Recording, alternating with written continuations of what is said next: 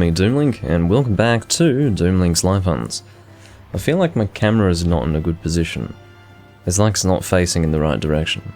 But in terms of, like, where it is, I think it's fine. Well, not in terms of where it is, but in terms of what it looks like in the stream, it looks fine. I don't know. Yeah, get out. Just want to make sure everything looks fine. You know what it is? This is very strange. Anyway, I'm not going to worry too much about it. If it looks fine, so I'd best not stress. But yeah, hey, Vernon.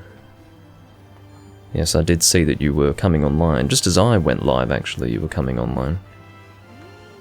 Alright. So, again, there's no need to fret, Doomlink. If things look fine, then they probably are fine. In fact, it's the way things look that is important. That is kind of what I deal in, the looks. Because, at the end of the day, it is a visual presentation, isn't it? Sometimes the setup can be anything but okay, but as long as it looks alright to you, that's good. Doomlink speaking gibberish. I was mildly distracted getting started here because, again, well, not again, I don't think I've talked about it, but Hunsterverse is sort of it's sort of drama central at the moment. Like, there's always some sort of drama going on, and I always seem, and I'm not like in the middle of it, but I always seem to be there to bear witness to it. And it's very funny. There's some drama involving the Brazilians, big surprise, and it's very funny. It's very entertaining. So I was sort of distracted by that. It's, it's very funny. But, what I mean to say, or what I'm trying to say, is that I might have been distracted, so I might have missed something in the setup, but I think we're all good. I think I've got the setup process down pretty well at this point, so I can do it almost subconsciously, and I did it subconsciously because I was so distracted, but I think yeah, everything looks good, everything should sound good, we should be under control. But I need to be careful as far as how much I involve myself in the drama, because it's reached the point now where there are the same people involved each time, and they're going to start, I guess, singling themselves out. And I don't want to be in that group.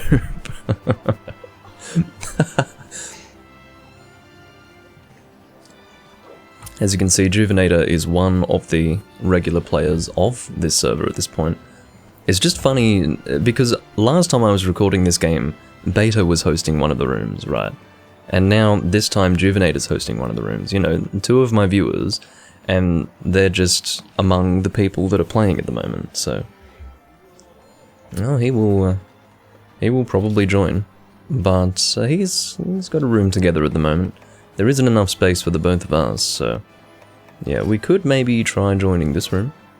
Let's see, I mean, there's kind of a low chance of both of us getting in here, just for the reason that it's almost lucky that I would get a spot in the time that it's taken me to actually join the room. So, we will see. Well, it looks like it was looking pretty hopeful. Let's cross our fingers that you can get in. Hey, Autonomic.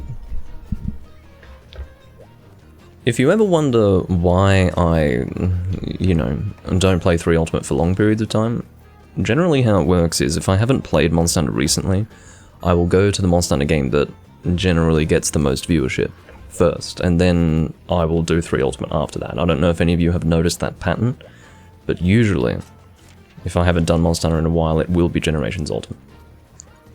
But, yeah, I do very much enjoy 3 Ultimate. If I didn't enjoy Generations Ultimate, I wouldn't be doing that, but I do enjoy playing Generations Ultimate, so here I am. Let me just very briefly, I mean, I have to catch up on the drama. Oh, here's a good quote. Shut the hell up and get the motherfuck out of here, little ass face. Okay, now that might give you an idea. I have to not allow myself to be distracted by this, but it's so funny. Anyway. Oh, goodness me. What is the hunt? It's my best friend, Hyper Devil Joe, who we seem to be hunting all the time. But yeah. Oh dear. That's a quote from Florin, who seems to be at the center of all the drama. Because he goes off like a gun. Like, there are a lot of idiots in Hunsterverse, right? But he can't leave them alone. Like, every little idiot, he just goes off. And it's like, oh dear. The reason why is because he's a little bit too invested. Generally what happens is, this is why you have 999s that you come across in Monster Hunter who are super, they have very low tolerance levels for even little things. The reason why is because they dedicate so much time to that environment that they have sort of a distorted perspective on what's important. And so that's how you get people like who I just mentioned, just going off at all the idiots. It's because they can't detach. It's their world. So yeah, that's kind of the downside to being too invested in any community, I suppose. But you do see that a lot in the Monster Hunter communities. But oh right, do you have Generations Ultimate Autonomic? I didn't know. Or even a Switch. I haven't been keeping track. Am I being P2? Yeah, I'm coming.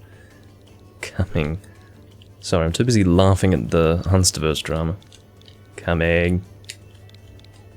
I mean, I have to say that, otherwise they'll kick me.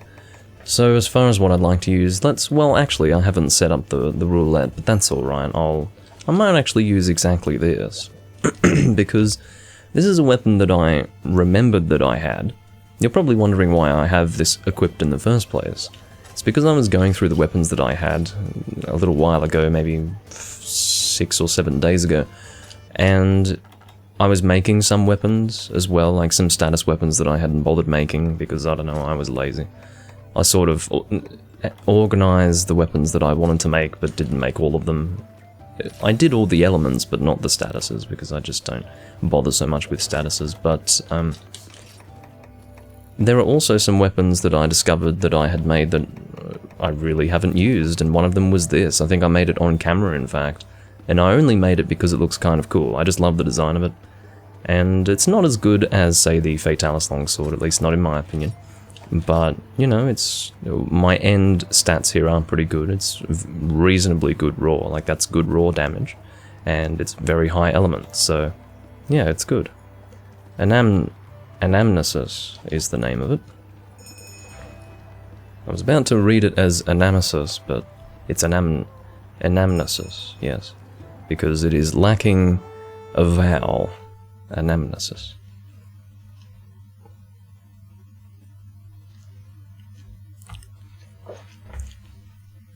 So it seems Vernon got his girlfriend into G rank. Forgot her name now, in-game. It's something.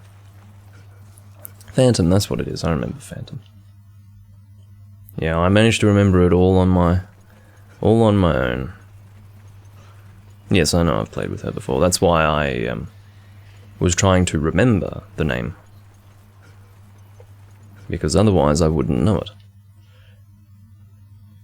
I don't know why they're going that way. Look, they're both taking the wrong exit in Area 7. What the hell?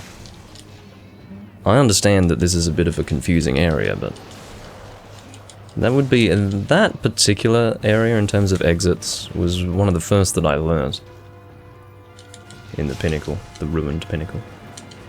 Now, I don't often find myself going Blade Master against Hyper Devil Joe, but I've fought Hyper Devil Joe so much at this point, and I've been using the same frickin' loadout, basically, you know, either Heavy Pierce Gun or Thunder Elemental Light Bowgun, that I just really need to do something a little different, and that's why I'm using a longsword. I decided to go with longsword only for the reason that I had this equipped. But then again, longsword's kind of comfortable as well. I'd say my most comfortable Blade Master weapon types versus Devil Joe would be Greatsword and Longsword. I do not like weapons such as Sword and Shield and Dual Blades because they do have limited range. They can't really reach the chest. And so you're stuck hitting the legs, which are not a weak point. Unless you're playing Monster Hunter World or something. Which I was very confused by. I was very confused to see the legs were weak points when non-enraged in World, and I was kind of annoyed by it. But because it didn't feel quite right for the legs to be the weak point. The idea is that legs being a weak point for a monster like Deviljho is awkward because hitting the legs allows for a knockdown, which in turn allows you to hit the weak points more easily. But if the legs are already taking heavy damage... What?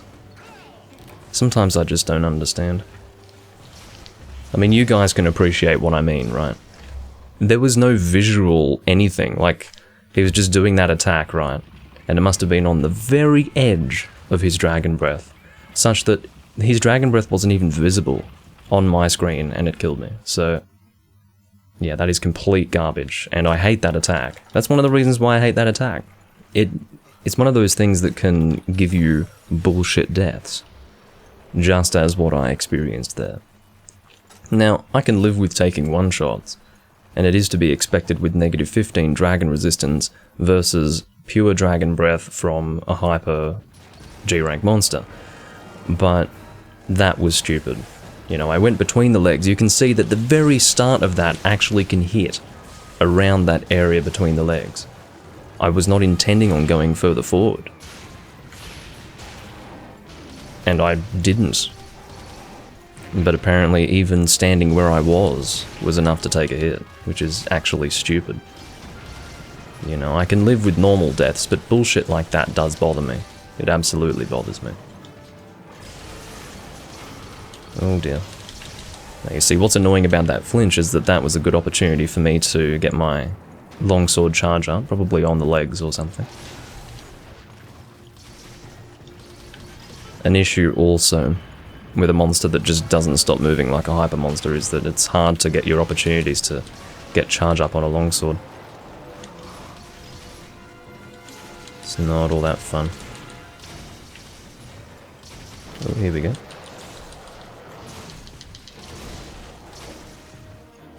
Again, I'm being very careful this time. Look at that, see? The hitbox is just odd. I don't like that attack at all. This was not an attack that existed until Generations. And I don't like its introduction. I mean, I have a love-hate relationship with it, where he stands rigid and breathes vertically with his dragon breath. I have a love-hate relationship with it in the sense that it does, and I've mentioned this before, it does sort of instill the same sort of fear and concern in you that Deviljho should, but probably doesn't anymore for those who are used to fighting him. But the attack is so bothersome to me that I almost don't care that it gives you that feeling back.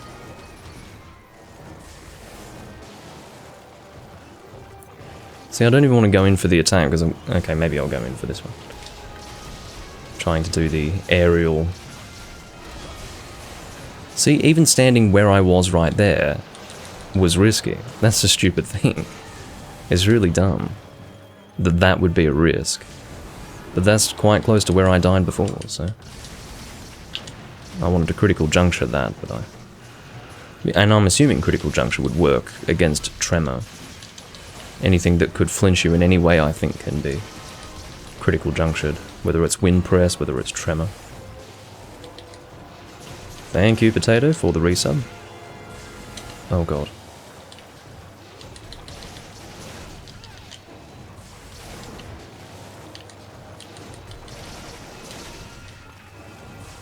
I don't know why you'd be getting your ass kicked in Generations Ultimate by using Guild Style.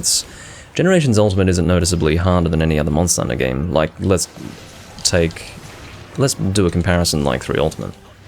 The only thing that would be more difficult in Generations Ultimate versus 3 Ultimate would be the introduction of Hyper Monsters. Now, if you're getting your ass kicked by Hyper Monsters using Guild Style, then fair enough, because maybe that's a level of difficulty you need to get used to, because it is of a higher level of difficulty as compared to other iterations of monsters in the series, or other versions of monsters in the series. But just the game in general, no, I wouldn't say so. In fact, I'd say if you chose not to use Hunter Arts, that would probably be more difficult. Because there are a lot of Hunter Arts that give you an edge over the monster. Such as the all weapon type use ones, such as Absolute Evasion. You know, you don't need to use Adept, you can just use Absolute Evasion. And also a lot of the weapon type specific Hunter Arts. So, like, let's look at Unhinged Spirit. That is literally a return to a system that was removed.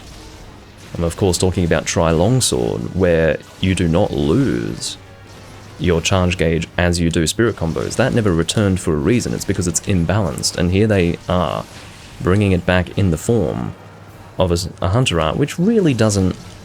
It's not really good enough, like that doesn't balance it all of a sudden because it's a Hunter art. No, it's still imbalanced and not a good thing to have in the game. But they do it anyway. The point being that Hunter arts really are what will give you the edge over the monster, not styles. I mean, certainly styles if you're talking about Valor, for example. Valor is quite significant, but I don't feel as if you'd be at a disadvantage specifically by using guild style. That is the overall point I'm trying to make. You can see that I'm just not able to get opportunities for full spirit combos, except now, but even this is not getting... See, I can't get that final attack through. So my DPS is technically not as good as it could be, but... I'm attacking the leg just so I can get consistent hits through. Oh, okay, you're going forwards. Again, leg is not great for damage, but you can get knockdowns by hitting that, so that's a positive thing. Can I get my charge up? Thank you. And then I can probably unhinged spirit if I would like to. Oh, did you see what happened there? I was standing somewhere safe. I was actually standing somewhere safe, which was sort of directly underneath him, which would have avoided that hitbox of his attack, but the movement of his body actually pushed me into his hitbox range. Let's catch this thing, says Melvina. In other words, capture. But catch is a variant or derivative of capture, so that's fine. Who's dropping the trap? I can, I don't mind. Okay, looks like Vernon's setting it. Where is that? Oh, Melvina's also got one. Melvina seems to be German. Okay, I don't even know where... Oh, there's Vernon's trap. I couldn't see the damn thing. Trunks. There you go. It's just safer, you know. We only had one death, but that can change very quickly with a Hyper Devil Joe. And you know what? I don't count that death for the reason that it's bullshit. I don't count bullshit deaths, I just don't accept them, so...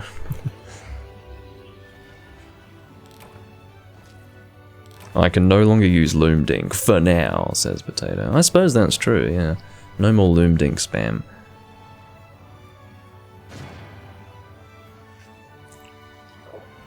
I can't believe it's almost already been a month. I don't think it's been quite a month.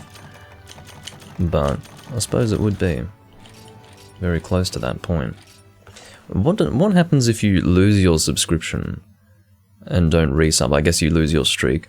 But maybe they're nice and they give you a day or so to resub. I don't know how that works. You might get a notification saying, you are no longer subscribed. Would you like to resub? And then you've probably got a few days to do it to get your streak back. Or to maintain your streak. I don't think they'd be nasty about it and say, well, if you let your sub run out, then you lose your streak. You lose your streak after a couple of days. Also, hey, N10.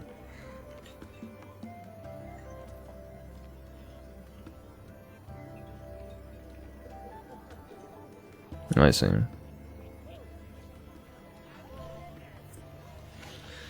Well, N10 basically confirmed my suspicions. This is a turns room, right? But who hosted that quest? It looks like it was Keop? Jeez, what a name. Which means it's probably my turn. And I will say skip. Skip me.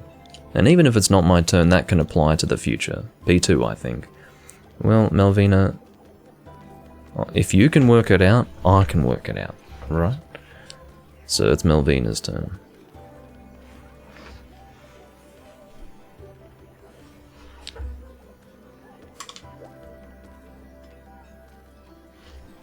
Yeah, sub points have definitely dropped.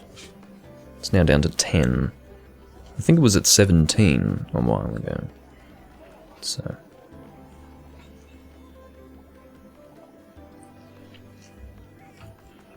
I'm not really keeping track of it all, in terms of how it works, when people need to resub and all that, but I do appreciate all the support, guys, really.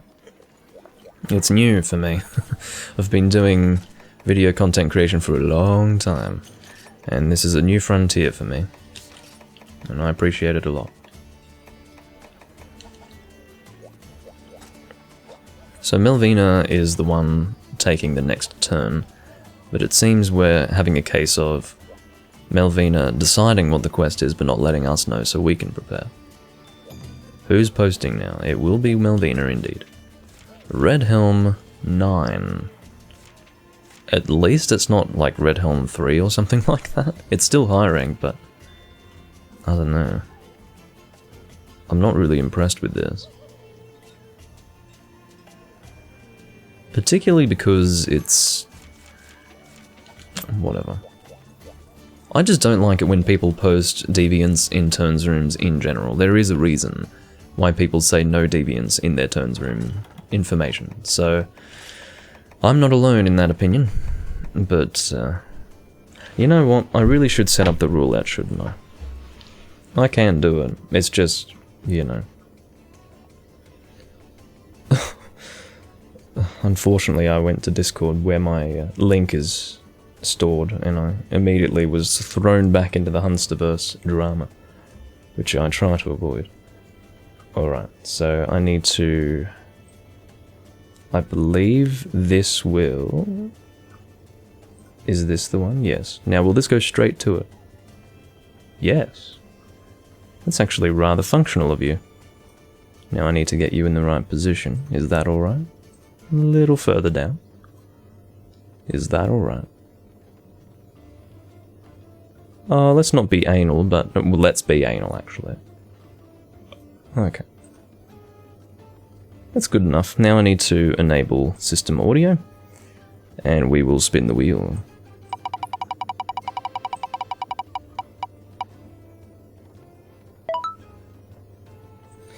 First cab off the rank, switch axe. Not my favourite, but I suppose I wouldn't have considered to use that myself. Red Helm is weak to what? Oh, that's right, Red Helm's not really weak to element, is he?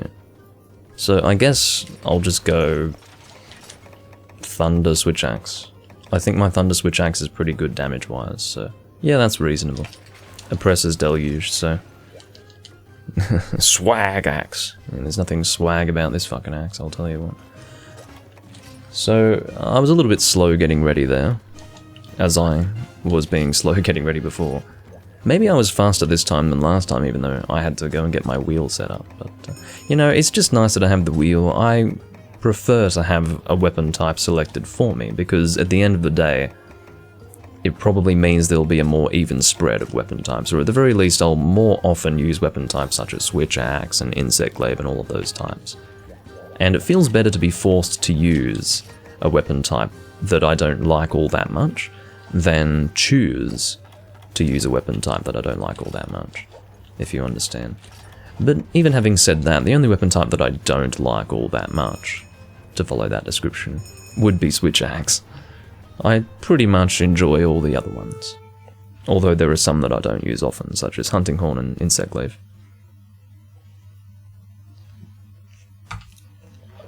Thanks for the heads up, Vernon. It's a deviant turns room, apparently. Alright, so... Savage Deviljho first or second?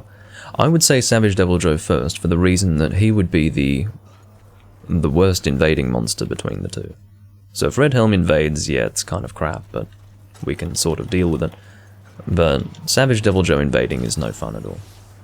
Okay, so are they starting with Arzuros? Okay. Maybe we'll just start with Arzuros, seeing as though we've already got 2 people hunting him. It would just be easier that way. Seems that Savage starts in Area 7. Last time I fought this monster, it was actually EX. So this is going to be a bit easier by comparison. Quite a bit easier. God, look at the angle of that. Nope. Takes you way too long to sheath that damn weapon. Oh dear, getting some bad connection here. It's probably not consistently bad. It's probably just a bit of a lag spike. Oh, what was that? I literally got hit by, I guess, the rocks coming out of the ground from the force of his swing. That's dumb. That's actually dumb. It was so delayed. I didn't get hit by his claw because I was specifically avoiding that, and so I went in once I cleared that, but I still got hit by something. It wasn't just the force, it was like the rocks sort of splitting the earth, we could say. I don't like it. Don't like that attack at all. I'd rather be hit by wind press or something like that. See how the rocks come out of the ground like that? It's stupid. Not a fan. Not a fan. He's a running off.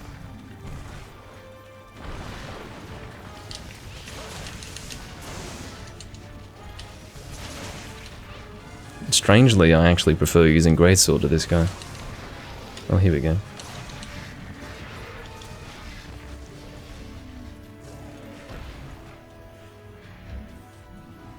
It's a little bit dark, isn't it, on my webcam? But it's fine, it's not too bad. I'll get in position for the head. I'm a little worried about flinching Kyup. There's no way to refer to that guy that doesn't sound dumb, but I'm trying to get that head, not so much the claws. I don't think the claws are either a weak point, physically or elementally, so... I think he takes a bit of thunder damage, it's not too bad, it's not like using... It's not an element that deals no damage. Oh, look at this, see what I was talking about? Who would you rather invade your hunt? Wouldn't be fucking Deviljho. But here's hoping Redhelm leaves soon. And of course, who gets dunged? The one that just entered. Not many people think to dung bomb the one that's been in the area the longest and is likely to leave soonest. That's an awkward word. So let's say, for example, oh, the dung actually... No, the dung is still in effect with Deviljho. Now let's imagine, and he really could go in either direction, let's imagine that as Arzuros limps out here, Deviljho comes and follows us immediately because of the dung bomb. That happens all the time. And this is why experience should tell you not to dung bomb the monster that first enters the area. Or the, excuse me, the one that enters the area after the, you know what I'm talking about. The invading monster, the one to enter last.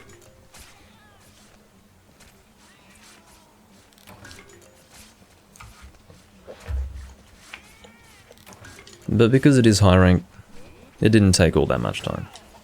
Fortunately. Looks like Kyup is actually using alchemy. That's a rare sight. I like his set, visually. Whatever that chest piece is, it's very cool. Look at that. It's, yeah, that's the Shaguru Magala chest piece. I'll try to remember that, that's very nice for transmog sets. As I said, I'll start working on transmog once I hit Hunter Rank 999. I'd say I'll hit 999 by the end of the year. I don't know. I mean, that's just a safe guess, in the sense that it could be sooner than that. Could be within... Well, no, that really is the most realistic guess. I don't think I would actually end up... Sorry if I hit anyone with that. I don't think I would actually end up hitting 999 sooner than, let's say, November, December of 2021. I think it would be an unrealistic expectation. If I tried, I certainly could. But I don't play this game that often. I don't play it outside of recording it. If I played it outside of recording it, yeah, definitely. I do occasionally play with a friend. But I do mean occasionally. Well, that was definitely a quick hunt. See, this is why I don't like doing these high ranks, but I suppose it's good for the quest host. Certainly easier than soloing. But I'm not a fan. Not a fan.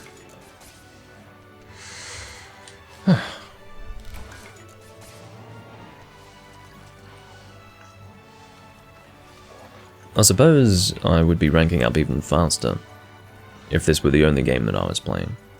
But I do play 3 Ultimate as well, and I do want to rank up in 3 Ultimate as well, so... Yeah, I guess in terms of ranking up, Generations Ultimate is the priority. I may very well stop playing Generations Ultimate as frequently once I hit 999.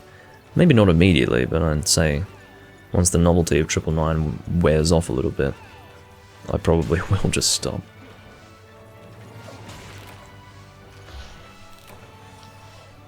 I'm going to be one of the few Hunter rank 999s that only has a small gold crown next to their name, which I will wear with pride, because what that means is that I don't have such low self-respect that I would hunt so many deviants. Look, I'm not a fan of the deviant quest system, alright.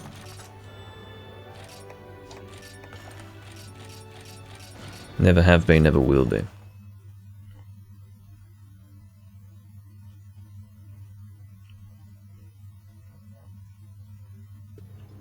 I don't know what I've been eating for, actually. I don't know if I was looking for Exchanger or not.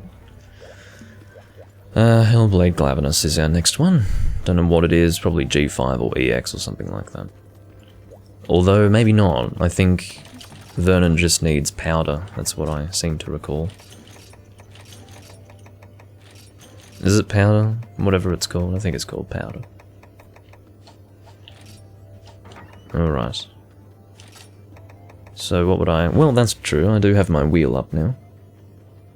Need to get that up. There we go.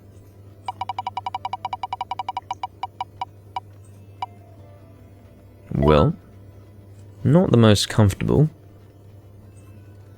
I would prefer, personally, to go ranged against a Hellblade Glavenus, but I will do as the wheel bids me. Charge blade, here we go. And my water charge blade is the weird riot shield looking thing. Composite border. Yeah.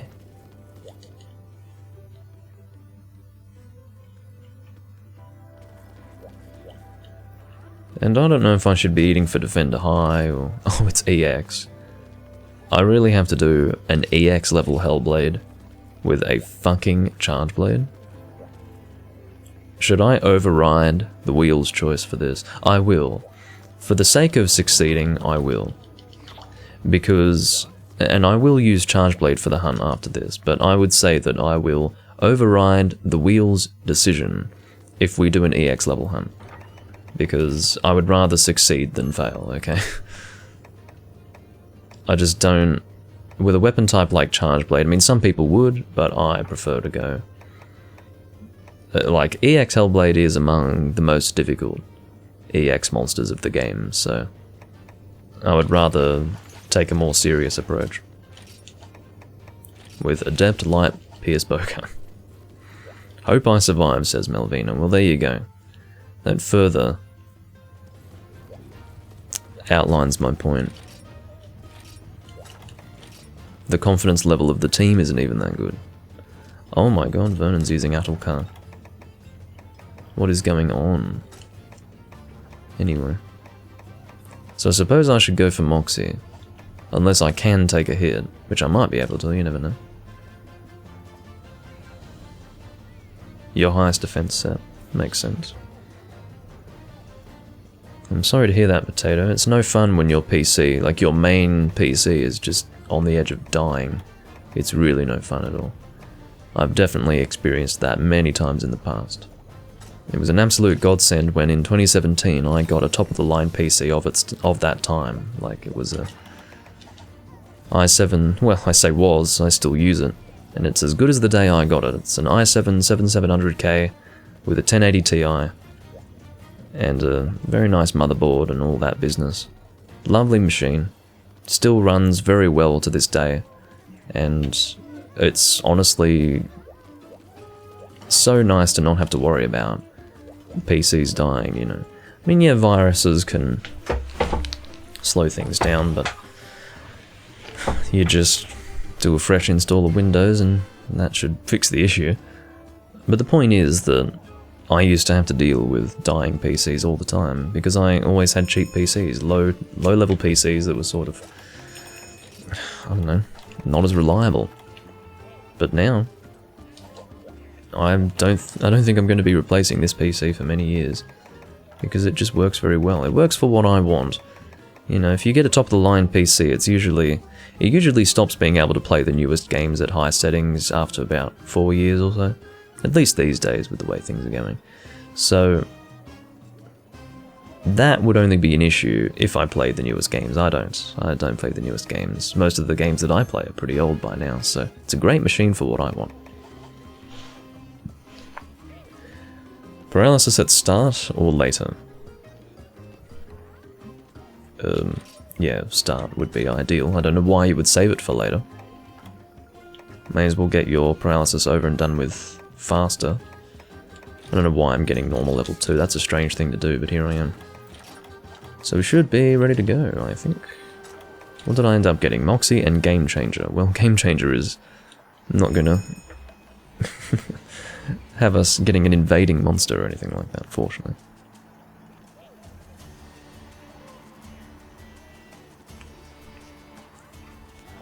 Well, interestingly, well, for newer games, I would need a streaming PC to stream on my PC, for sure. Like, I would need a separate PC to actually handle the streaming. It's very strange, but even if my CPU is not topped out, it's the CPU that really needs, well, it's the CPU that's lacking, I suppose. Even if it's not topped out, like sitting at about 80% load, it still struggles to stream smoothly, because I was doing that in the past. I tried to stream Monster Hunter World when I was playing it on PC back in 2019, and I just couldn't stream it smoothly, even though my CPU was not exactly topped out. So, it is what it is. It's unfortunate, but this means I've got limited choices unless I get a streaming PC, which doesn't work with my current setup really, but I will do that in the future for sure. It will become necessary. Hello. Now, I probably should have rolled that raw. I can do it this time. See how I'm not immediately going in for an attack? Just sort of watching to see what he's doing. It's not good to stand near Caleb. It's not good for me or him.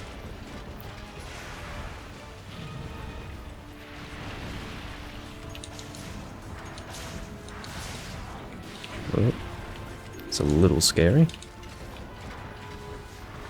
Get a streaming PC and stream shooters. Well, I actually don't really need a streaming PC for the shooters that I would stream. I would be able to stream, like the newest the newest shooter that I would stream would be Battlefield 4.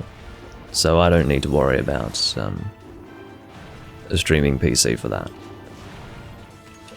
In fact, more often than not, you would find me streaming, you know, FPS games from 2008 and older. So, you know, World at War in particular is what I would want to stream most. There's a weird community of people playing that game. And it's good fun.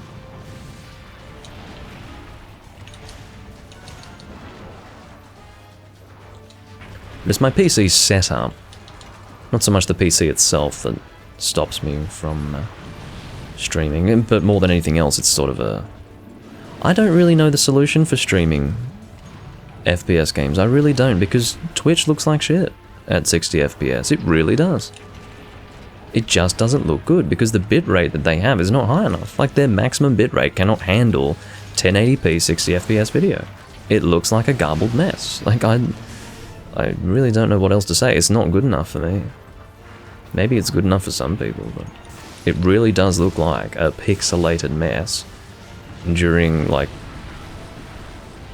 I don't know, stressed combat. Don't know how to describe it any other way. You know, a lot of stuff going on the screen, it's just, it's nothing. It's a whole lot of nothing. Yeah, I want to know how they can stream them well. Like, if it were 30 FPS, it's fine, because it's not as much strain on the video bitrate. But Twitch, because of how it works, they don't do it like YouTube does. YouTube delivers the video to the audience in a different way. The audience does the... I just don't have the terminology for this, I'm sorry, but basically the internet requirements of the viewer are much higher if you're watching on Twitch. You literally need to be able to download at the speed that I'm uploading, right? But on YouTube, you do not need to download at the speed that I upload, because YouTube takes care of the download and then gives it to you, or provides that to you in a way that's not going to actually stress or put strain on your internet in the same way that Twitch would. Which means that Twitch, in how it works, has to have a fairly low maximum bitrate, because otherwise everyone's going to be streaming at a speed that no one can really watch. Because ideally you want a higher bitrate. But then the catch there is that Twitch actually looks a lot better on lower video bitrate versus YouTube. YouTube looks like donkey dick at lower bitrate, but Twitch actually looks pretty good.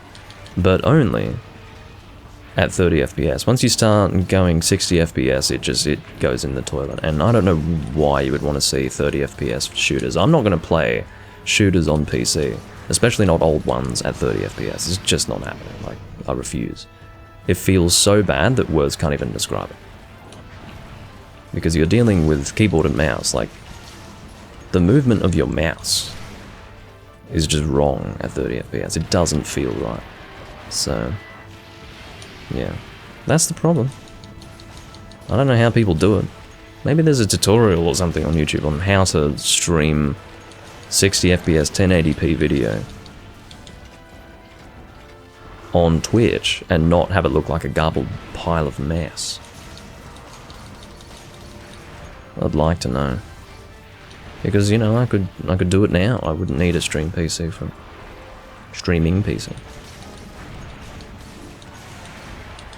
I've been hunting totally subconsciously. I don't know if the hunt's going well. I think we only had one death. Two. Now that's either 2 or 3 deaths. I don't know if anyone ate for insurance. I hope someone ate for insurance, but I was being greedy and ate for Moxie. So, I'm not really taking one for the team there.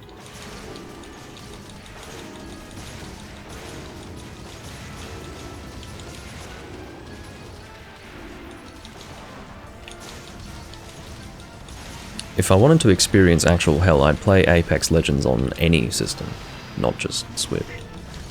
Of course I say that jokingly, but like, why would I?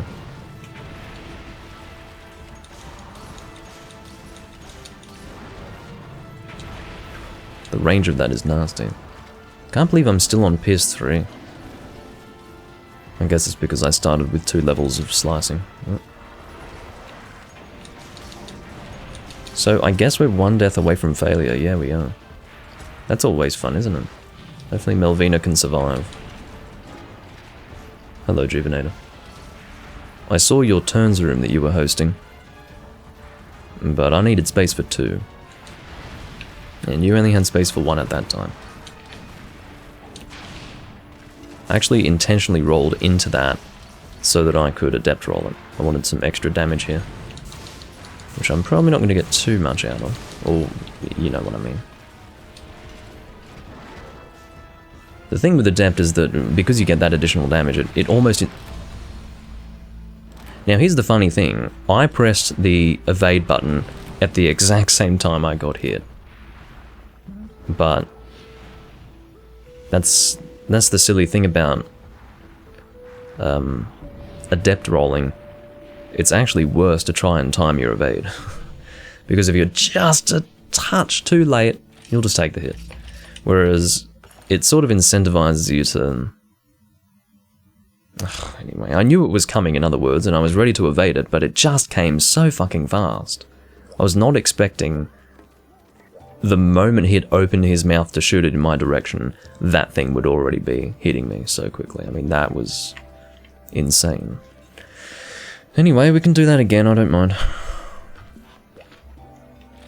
Again. Because we shouldn't have failed. So, no, not P1, fuck off. Let's do it again. And if you don't want to do it again, Phoenix and I can fucking leave, okay? Because that's not a difficult question. It's sort of difficult, I guess. But our failure was not unusual. Or rather, our failure is not something that we can... It's kind of the opposite meaning to what I was meaning to say. What I mean to say is that our failure is something that we can work through. We don't just have to give up. And the reason why I said not unusual is that it's not something that should stop us from being able to hunt, you know? Like, let's just keep trying. At least once more. With insurance, well, yeah. That'd help.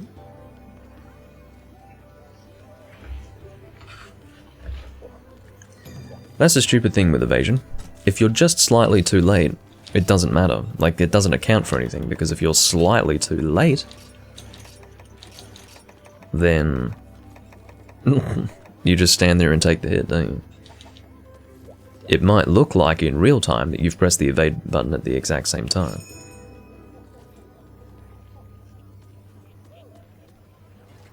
Oh wow.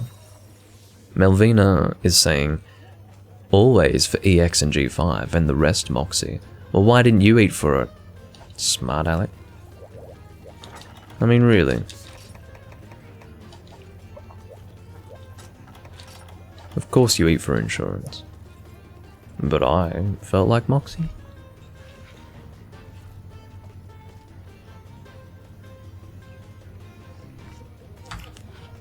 I'm glad Melvina is coordinating things anyway.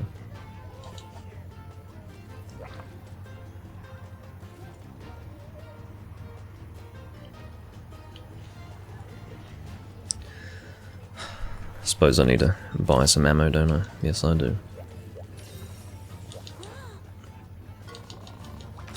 I mean, really, doing Hellblade G5 is not, honestly, on my agenda of things that I'd like to do, but if Vernon needs it, we'll fucking do it. You're bringing Pierce this time? Rightio. I suppose everyone's going to be buffing. Except for Cube. What a name.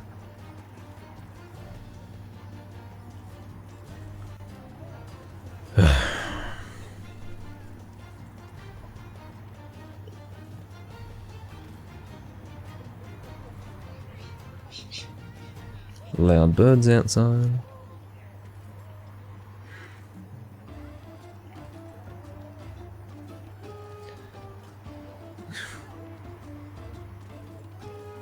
So we're doing this for Vernon's tiny crown, basically. He hasn't killed his own EX before, so he's chosen one of the hardest. Which is delightful.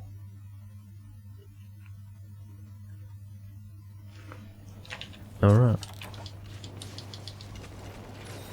You were certainly not waiting for one more.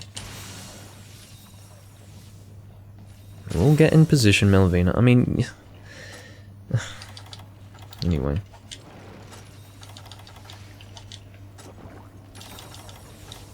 Or not. Alright, ready to go.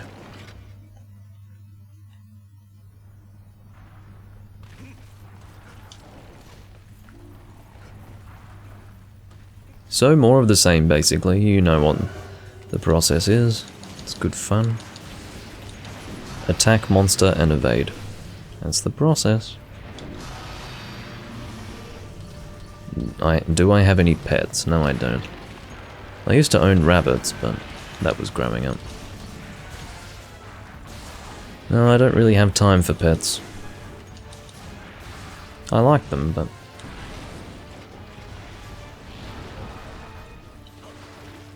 yeah, I'm not sure.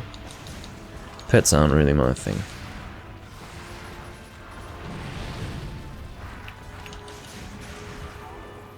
That's a good paralysis. Not good in the sense that I needed to reload in that moment, but in terms of where the head was positioned, definitely good.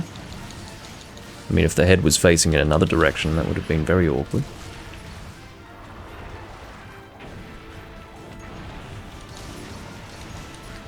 Look at the way that head fucking moves around.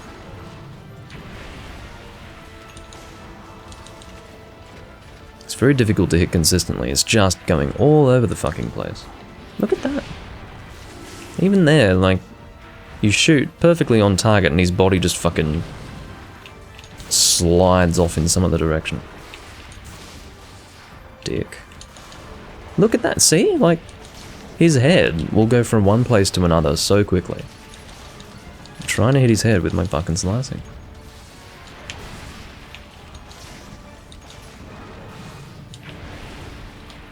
See, it's surprising that that's not... Like, that hitbox is smaller than it looks. Because if the hitbox was as large as it looks, that would have triggered my adept roll, but it didn't. I sort of want my adept rolls to be triggered. Actually, not really with slicing, because that would only increase damage for the impact of the shot. I'm assuming. Maybe not. Maybe because it has a motion value, it actually scales with your... Like, the actual slicing damage might actually scale with your damage. Hadn't thought about that.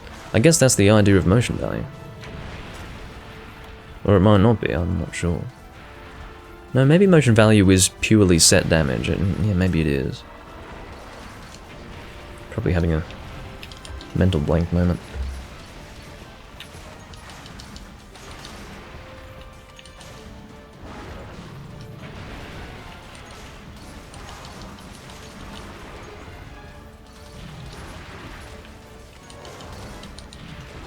Like, I don't know if motion value is set damage or a multiplier, actually. I haven't thought about it. I don't really get into the nitty and gritty of the way Monster Hunter works.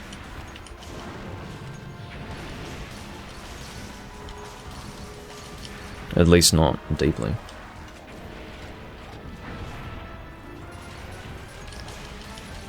But yeah, we'll have a successful hunt this time.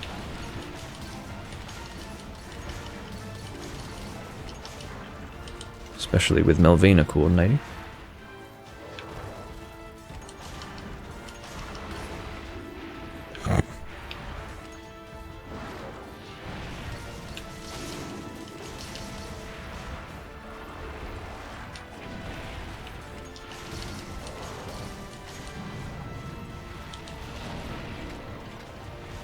Fortunately, Vernon can take a hit, and that was not a Moxie either.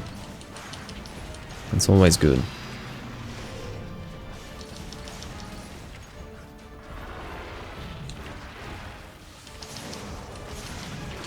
Uh-oh. I will heal up for that.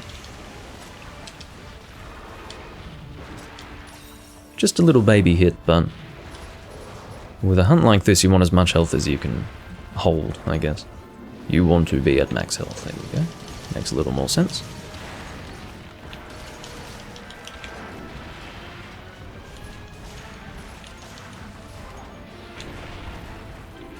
Look at the angle of attack, that's crazy. And they are quite fair with that hitbox, it's not as big as you'd think it would be. I mean, the fire effect that goes out, oh, this is not good. This is what I hate about Hellblade, he does a second one. Just awful. I mean, the distance that he fucking covers with that is revolting. That's why it's pretty good that we have a large space to fight him in here. That's why I don't like fighting him on, like, I don't know, the beach area of the second gen jungle, for example. Very awkward. Not fun at all.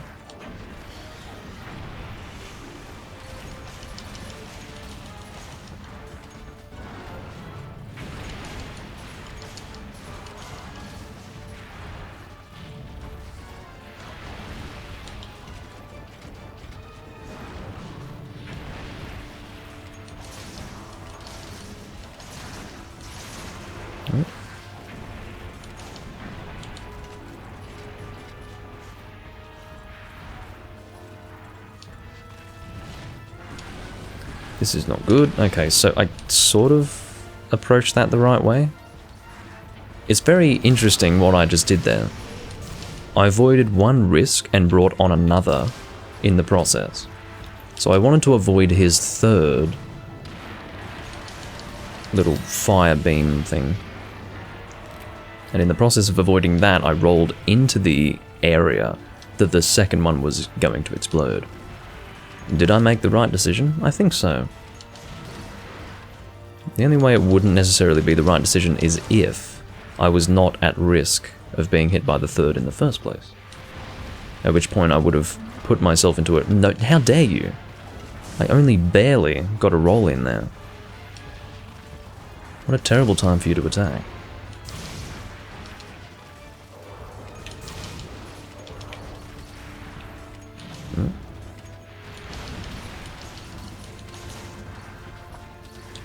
I do have shot booster on this, don't I? No. Well, that means I need to stop shooting out of critical distance. You've probably noticed that I have been doing that. I was thinking at least that, well, it's not a big deal, you know, I've got shot booster, so... Even with shot booster, I try to... Oh, not an attack, fortunately. Even with shot booster, I try to shoot within critical distance, just for habit's sake. But... I guess I'm more focused on DPS at the moment, with this particular hunt. But I'll try to be a little closer. Yes, it is the Silverwind light bowgun. It's just a little bit better than the Nagakuga light bowgun, the regular Nagakuga. But it's... if you don't make the Silverwind and instead make the regular Nagakuga heavy bowgun, excuse me, light bowgun, it's still quite good. But I think Silverwind just beats it out a little bit. And it does also somewhat depend on the set that you're running. But, or perhaps not. No, actually, I take that back. I think they're both ideal for the same kind of set. In other words, a set that capitalizes more on damage output than affinity, because the gun's already got a lot of affinity. I would say, for that, Silverwind does beat it out.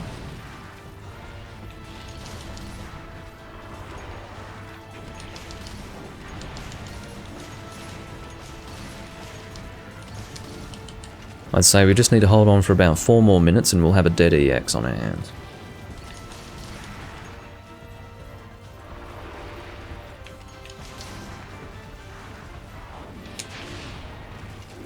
That was pretty clean, because it's almost as if what would have hit me, it came so fast that it wasn't visible. Like, that was not a visible hitbox.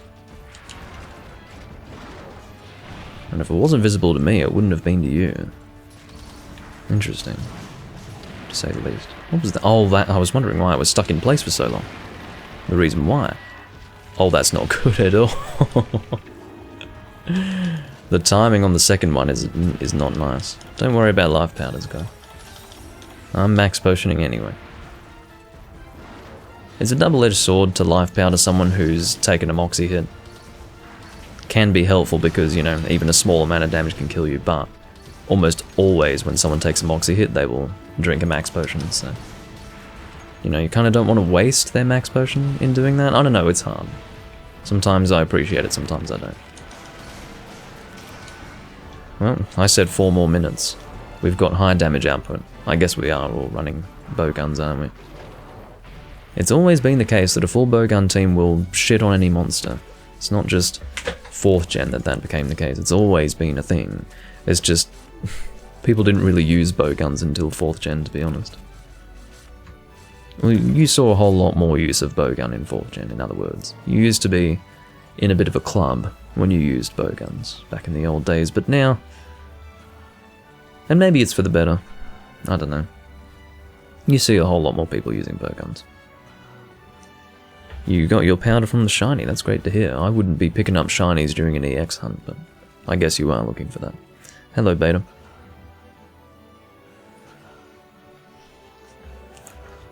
Yeah, very high damage considering I have 580 defense with a gunner set. It's serious damage that you take in this hunt. So, you know, this loadout is honestly one of those gunner sets that can usually take a hit. Like, you're usually not getting one shot, but that happens.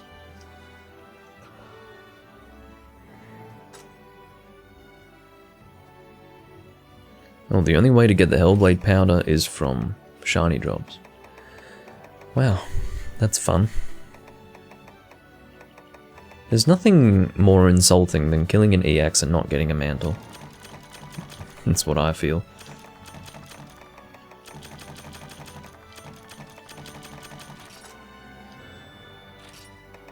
I can probably almost make a Hellblade weapon at this point, which is a positive thing. The Hellblade weapons are pretty good for blast. But maybe not all of them. I'd say some of them wouldn't be as good as Brachydios. But yeah, you've got Brachydios, Raging Brachy, and Hellblade for your blast weapons in this game. It used to be the case that it was Brachydios, Hellblade, and Dalmadur. I think specifically Shah Dalmadur. And I really like the Dalmadur weapon designs, at least most of them. Particularly the Shah Dalmadur weapon types, or weapon designs, they just look really nice. Because they were a bit more striking visually. Same designs, of course, as the regular Dalmadur, but red. And quite cool looking. Oh, excuse me, you also had Molten Tigrex for blast weapons in 4 Ultimate.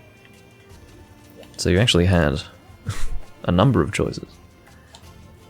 You've got some balls, mate. This guy's got balls.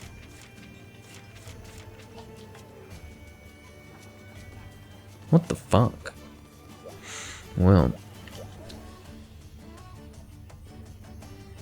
I guess it's EX fucking Glavenus Day. Shit. It's the room. He's the room host. It's his turn. I can't exactly say fuck off. Pick something else. Although I'd very much like to. I've just spent the last like 25 minutes hunting this dickhead. Maybe not 25. But if we include setup time, yeah. I mean, come on. Oh my goodness.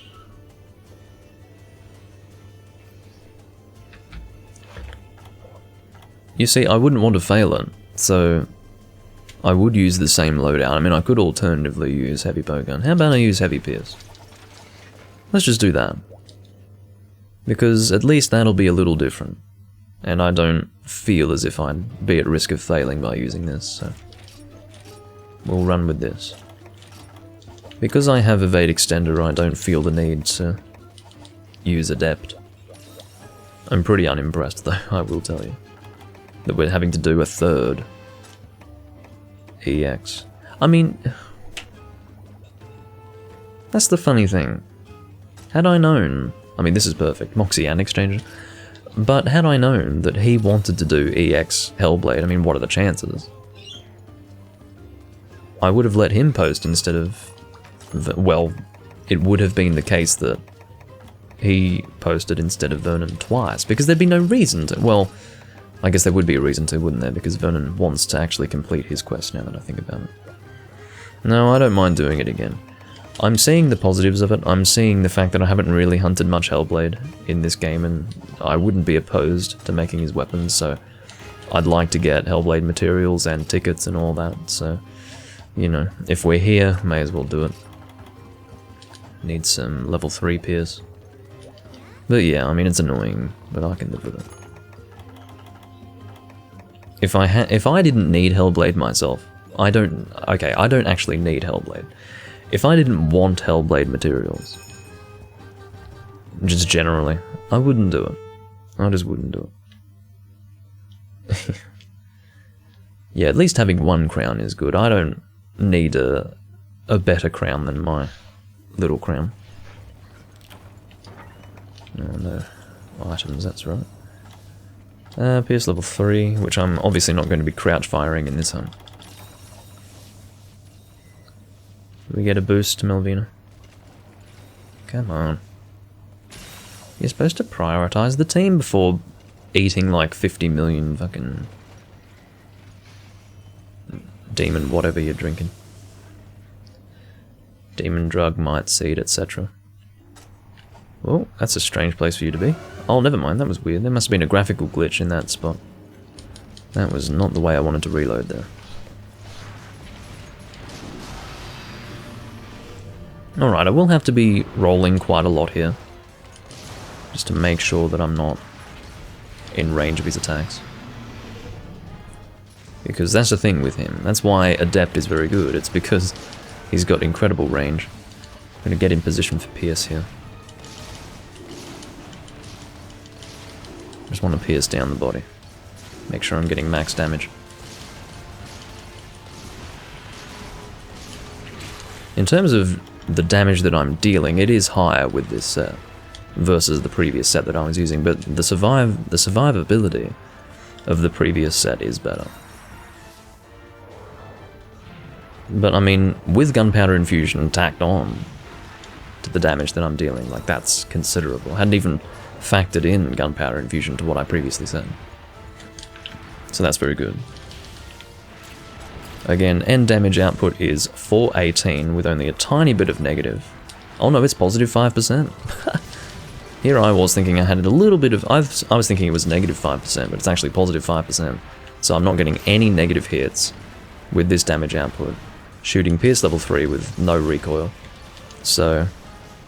and with gunpowder infusion damage added on top. So, very high damage right here. And at the very least, hold on. I understand why I had positive affinity. It is actually negative.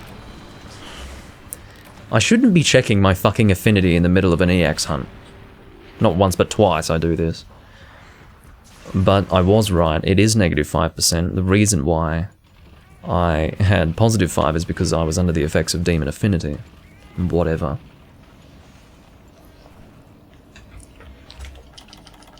That's stupid. I deserve that death, most certainly.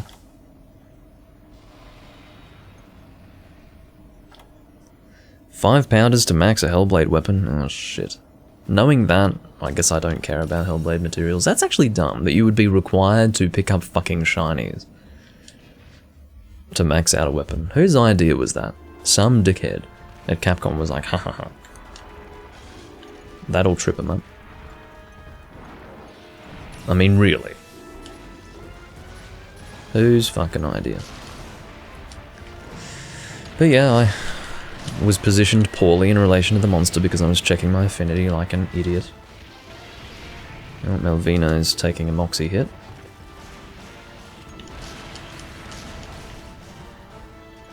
Possibly expecting a life powder, but none is coming.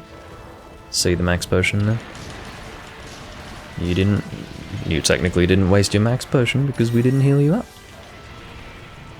See, in that case, that was a good life powder because Caleb didn't take a Moxie hit, so now he's almost at full after that life powder. Yeah. I'm gonna do something really dumb. Okay, he's not doing a double, fortunately. There's our next feint, Melvina, who says, one person always has to go insurance, and everyone else goes Moxie. Well, that means you are the designated insurance eater. Fails to get insurance, even though it's something you can get guaranteed every time.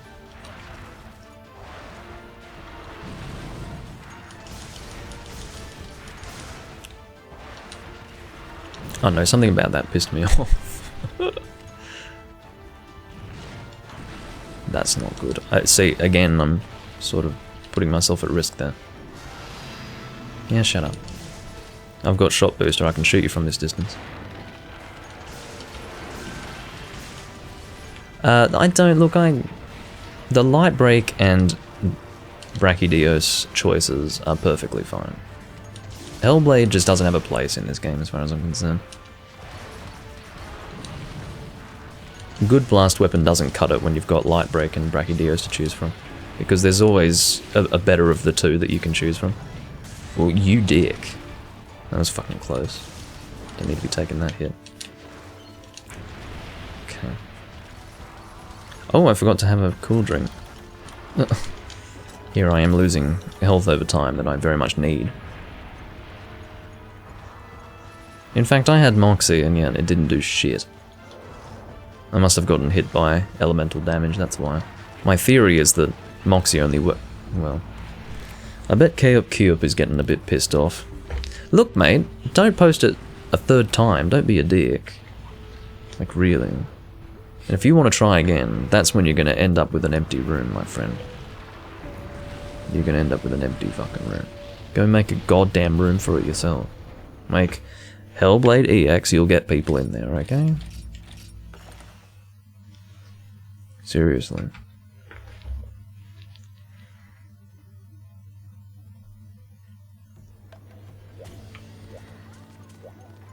Let's see what Keup does. I'm happy for him to post again, but not if it's Hellblade EX. Like, we can't be doing 4 of them with only a 50% success rate. That's no fun at all. Well, assuming that we'd succeed with the 4th. Oh, here we go again. Yeah? Hello. EX without insurance is a waste of time, says the person who didn't need for insurance. If I could play the violin, I'd fucking play it, Melvina. I'd fucking play it right now, just for you. Boo-hoo. Honestly, you can get it guaranteed. Get a grip. I mean, that's a great way to blame the team, isn't it? Get a grip. Unbelievable.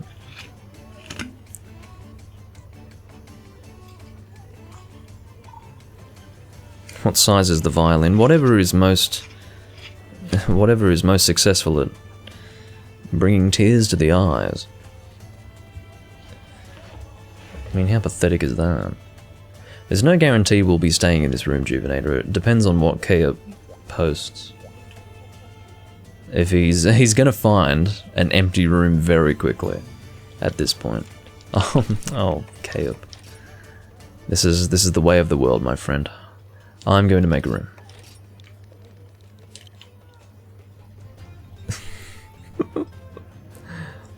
What should I name the room? I guess G-Rank Hunt. Or just G-Rank. Which translates to turns in this community. And with that tone of voice also.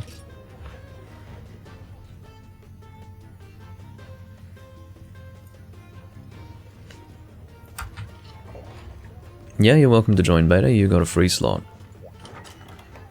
Which means full viewer room. Don't have to worry about people like Melvina. I mean, seriously. What a joke. I'll try not to dwell on it, but fuck me up the arse. Imagine behaving in that way. So, my next hunt will be Chargeblade, because I overrode the wheel decision. Because at Lennox Creed, I'm very sorry, I do have a friend. Sorry, Lennox. Oh, I hate having to type this shit, man. Friend joining, can I fit that in? Friend joining? You can fit more text in this game than you can in 3 Ultimate. Joining, can I fit it? Friend joinin', that's good enough. Sorry, Lennox, friend joinin'. Okay, thanks, man. Thank you. That would have been much harder if we were playing 3 Ultimate and I didn't have a keyboard in. You're almost able to join beta. What's Vern posting? A brush with bugs. Ugh. You've got a serious fetish for monster beatdowns, don't you? Alright, you got an open slot, beta. You need to know a good gun lance set. Well, that works out, because I've got 2, actually. Hey, Blue Bun. Have some good vibes. Oh, thank you. I'm gonna need them after that person I was hunting with before. But I can show you the 2 gun lance sets that I have. I used to have 3.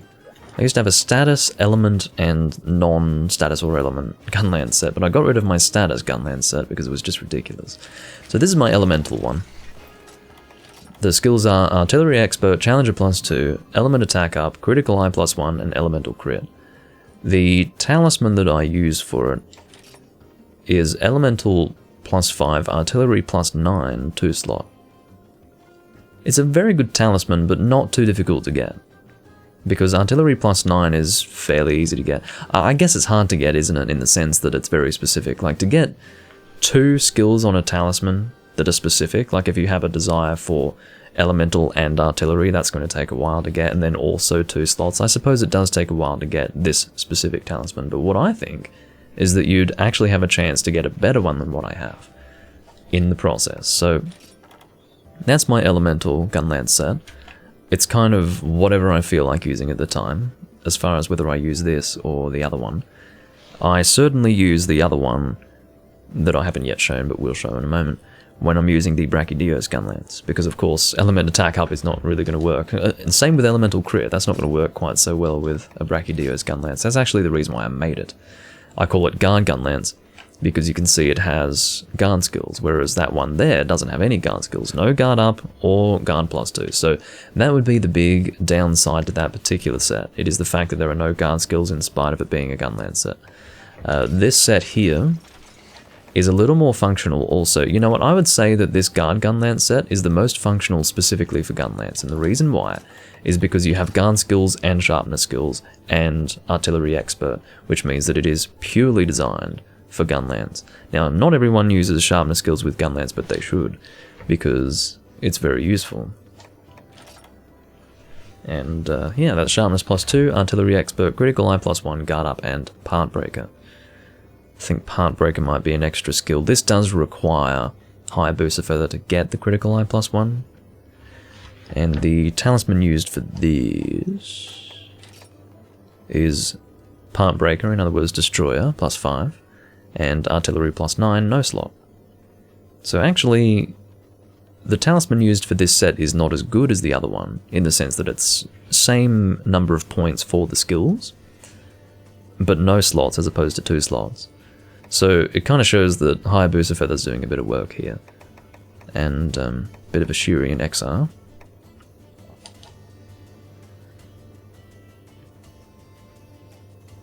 The talisman you have for your set is artillery +8, 3 slots. Well, you know what, that's very close to being as good as what I've been showing you so far with my talisman, so I'd say you'd be able to make something close to what I have here. But yeah, as far as gunlance set ideas, like any game, sharpness skills are important because your gunlance will lose sharpness pretty quickly with shooting or shelling, I guess, and wyvern fire and whatever else.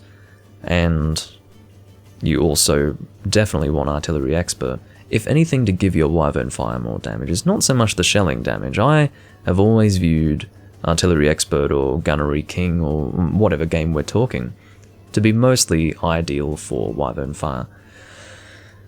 And yeah, guard skills if you feel that they're necessary. Excuse me, guard skills if you feel that they're necessary, which I do, because you are quite reliant on the shield with the gunlance. You don't have much mobility because you have a shield, so you want the shield to be able to guard things properly, which is why I prioritize guard up on this particular set, because while guard plus is useful, you at least want to be able to guard everything. So I feel that guard up is the priority with any shield reliant weapon type. Do I like your set, Juvenator? Critical boost, normal up. Look, for a Nest set, loadout, no, Juvenator. What I do like, however, is that you're running normal. I do like that. Not many people normal gun in this era of Monster Hunter, so power to you. And I will tell you one thing. If you learn how to normal gun well, you're going to be ahead of the game, because a lot of people just use Pierce, and Pierce is less skill-based. Yeah, there is a little bit of strategy to it in the sense that you want to line up with the monster in such a way as to get maximum piercings, but not everyone does that. But with, in other words, the damage dealt with Pierce is through the amount of piercings you get, whereas with normal, the damage you get is from hitting the weak points consistently, which is more skill-based. So you have to deal with positioning yourself for the weak point and positioning yourself so that you're within critical distance of normal shots. So that's more skill-based. If you can do that well, that's a great way to learn bowgun, whether it's heavy or light. It's very good. Okay, so Charge Blade, and we are doing Celtus. I'm glad I've got a full viewer team, because otherwise this wouldn't be allowed, me taking this long. That's one of the reasons why I sat here had a bit of a rant. Not a rant, but you know.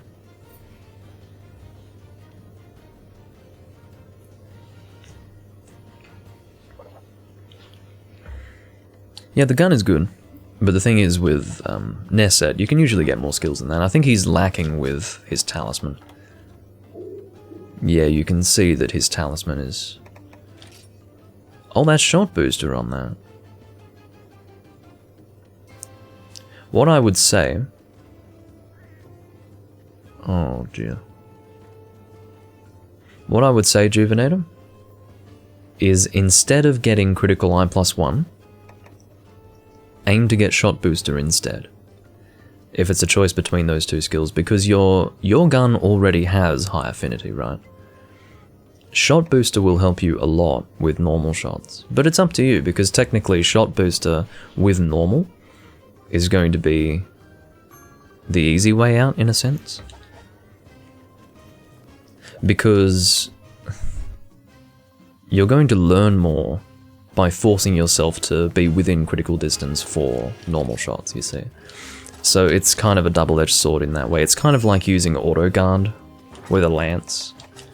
You don't learn how to guard if you have auto guard. It's the same thing with using shot booster with pretty much anything, but particularly normal shots. You don't learn how to be within critical distance because you don't have to be.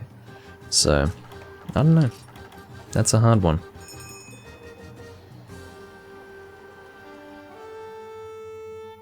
It is a double-edged sword, though.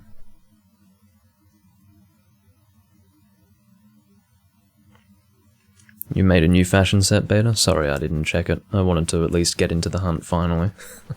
That was probably like a 10 to 15 minute wait, but at least you guys can listen to me crap on, which I hope is part of the reason why you watch me. I'm good at crapping on about stuff. If you didn't like to listen to me crap on, you probably wouldn't watch.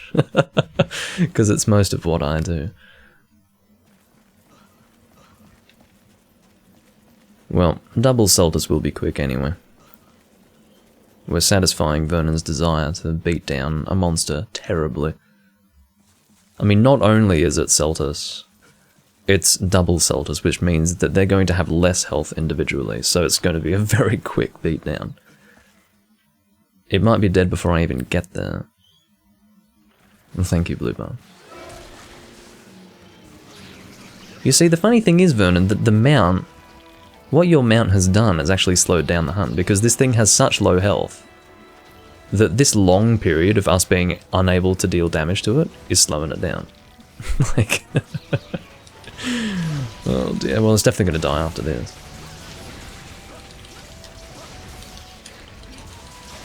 I'm just going to go straight into dealing file damage. God, this thing's beefier than I thought. It has reduced health, don't forget. Alright. Again, that surpassed my expectations in terms of his health. Jeez. Hello, Macau. What you doing there? Get out of here. You dead? No, you're not dead. You're beefier than I thought too. I guess I'm underestimating the monsters of this level. This G-rank level. 10 seconds of beatdown. Yeah, what a hunt. Celtus is the hardest monster in the game. I was actually really happy to see Celtus in Monster Hunter 4, and for Ultimate of course, because he's an interesting beginning level monster, or beginner level monster. Hey, thanks for the resub, Arexion. Because he's just interesting, he's creative. Some people probably don't like the beginning level monsters, they're like, I want difficult monsters. Well, there's a place for the low level monsters as well. And the thing with Celtus is that, yeah, you fight him individually later on, or excuse me, you fight him individually at first, but later on, you'll hunt him alongside the Queen, which is very cool. I think that's a great dynamic, and those are the sorts of ideas that Capcom needs to work on, not how best to make a different looking monster, but with the same skeleton. So, those are the sorts of ideas that Capcom needs to actually focus on. Which they haven't, incidentally. There you go, you want a flash bomb. That's better than mounting in this case. Might actually reload my files here while I've got 2. Oh, that works out actually. Got red there. No, you just can't help yourself, can you? You just can't help yourself. I suppose it might be fine. I'm gonna aim for the face this time. Well, there you go. I guess with all 4 attacking from the beginning, it was even faster this time. Wish there were more snake wyverns. Well, that's also a double-edged sword in the sense that while snake wyverns are great, the more you have, the less special they become. I think there are... You know what, I would say that in a game like this where you don't have tidal Najarala because there are no subspecies, and no Dalamadur, or Shah Dalamadur, you should have a new snake wyvern, or whatever the official classification is. I don't know what it is. I don't think it's snake wyvern, but you know, the serpentine ones anyway. I think they should have had a new snake wyvern in this game, because Najarala on his own doesn't... Oh god, I've got a barrel shaker over here.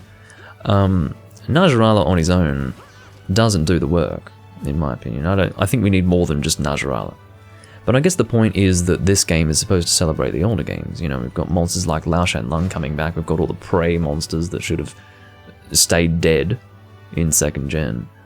And I guess it wasn't important for them to bring another snake wyvern in.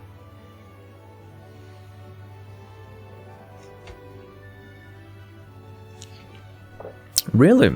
Attacking the monster during a mount still does do the damage, as well as helping with the mount. Seriously. You know why I never considered that to be a possibility? It's not just the visual effect changing. It's because that's not balanced. Like, that's actually not balanced. To assist with the mount and deal the damage, that's ridiculous. Now, it made sense in the past for the hunters to still be able to deal the damage when mounting was first brought about, because you were risking a failed mount in doing so.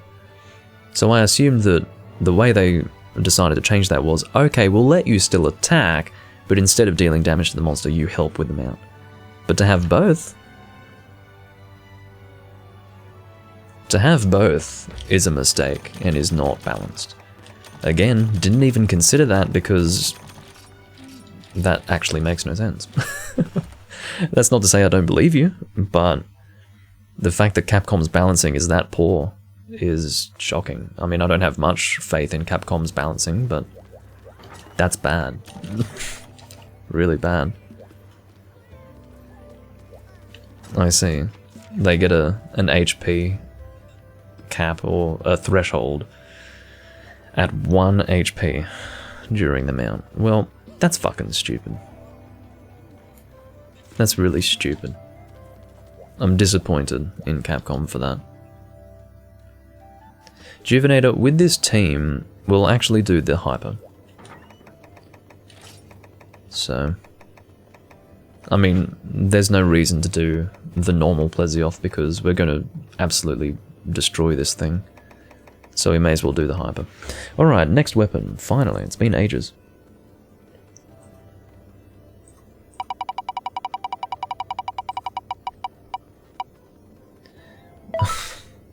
Now, this is another situation where I override the decision of the wheel. I don't want to use the same weapon type twice, so we'll do that again.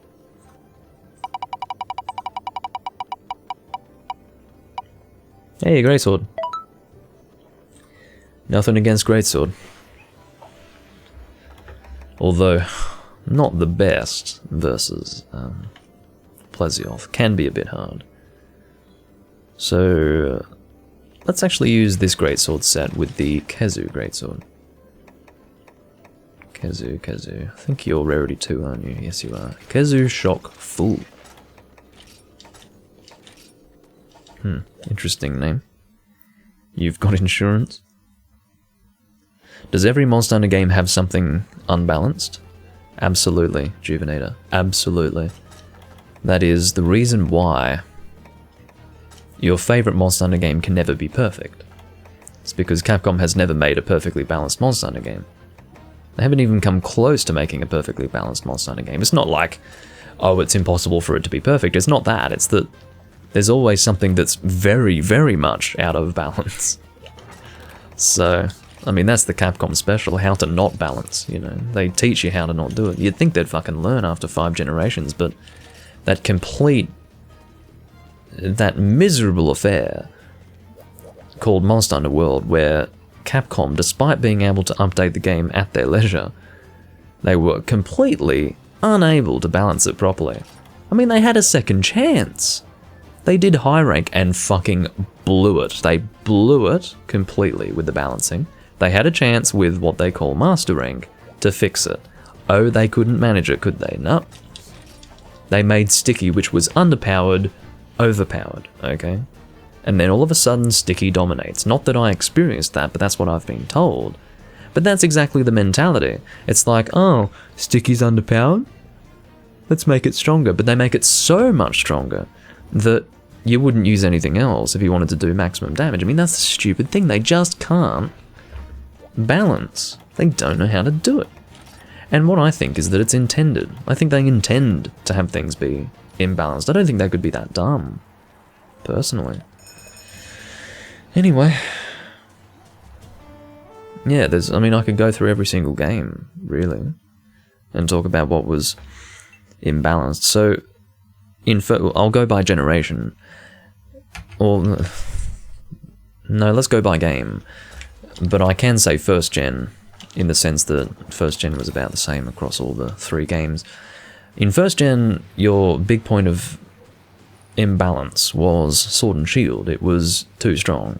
And the reason why was because it was the beginner-friendly weapon type. They decided to make Sword and Shield, against all logic really, be the strongest weapon type. Now, why would a little sword that also has shielding abilities be stronger than something like a greatsword? Why would that be the case? It makes no sense. Now, greatsword obviously would deal more damage than Sword and Shield in an ideal world because it doesn't have the ability to shield. That's just how you balance things. Like, you don't give the weapon that can shield and that has a smaller blade more motion value than the big fucking sword that you swing around without a shield. It just doesn't make sense. It's retarded, okay? So that's... I mean, as soon as Capcom's making mistakes like that, like no-brainer fucking mistakes, you know that we're looking to see some complete garbage in the future, which is exactly what we saw in the future. What's imbalanced in second gen?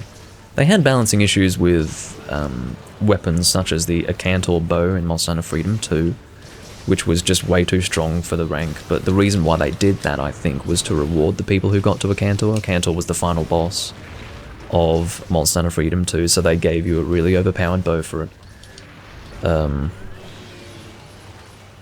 Second gen went too far with nerfing Sword and Shield.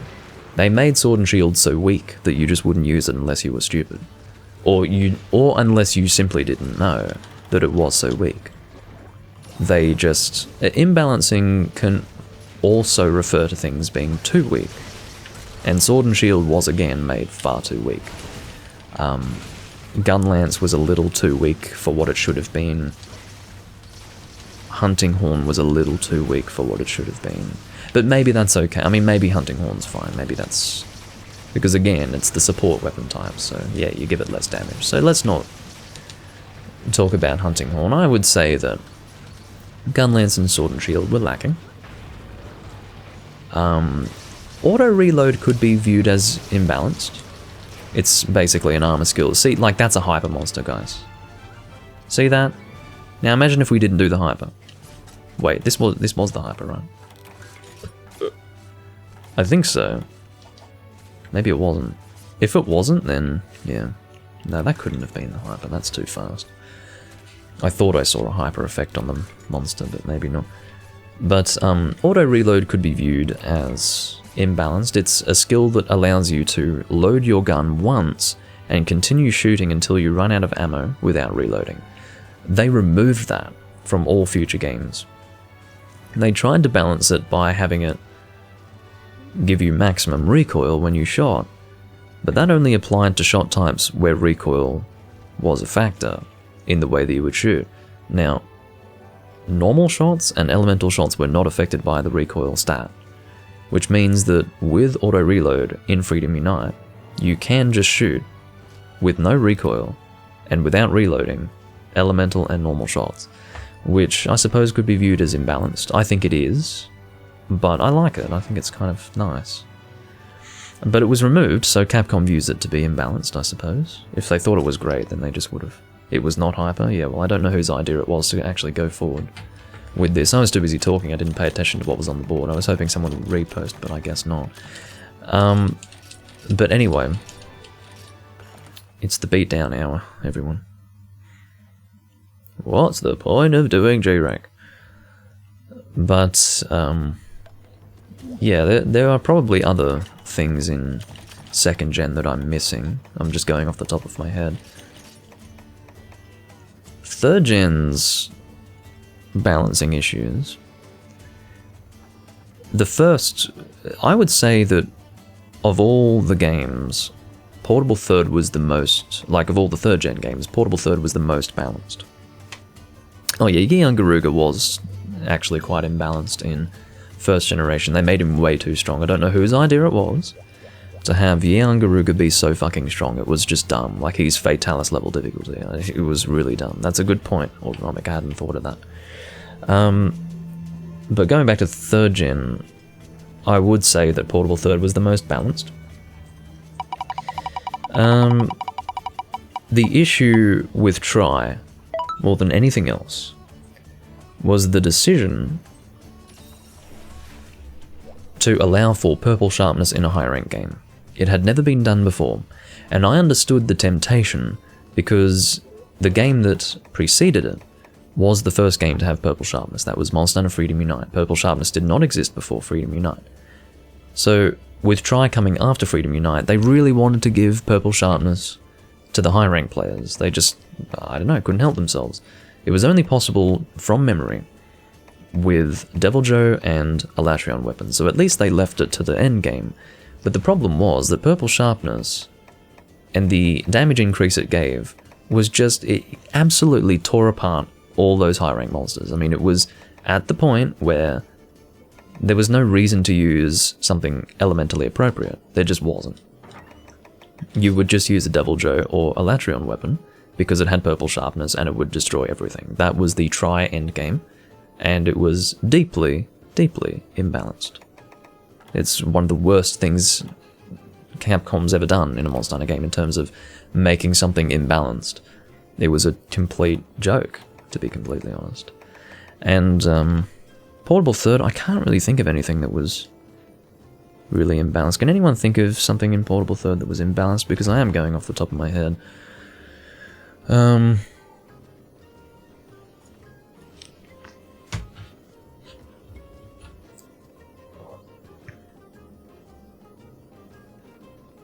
Nothing I can think of right now.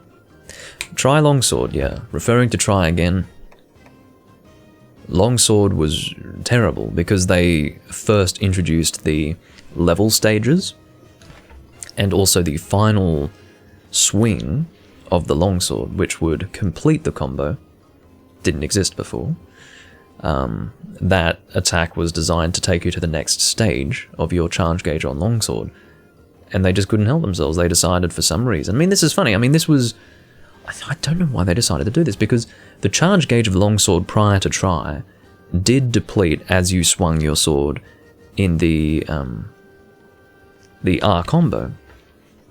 But in Tri, they decided to remove that, whilst also having stages. Maybe the reason why was because they thought it would be too hard to increase the level of your gauge if your gauge was depleting. So, but you test it, don't you? You test it out, and you think about how that, like, what are the implications of not having your gauge deplete as you use the R combo?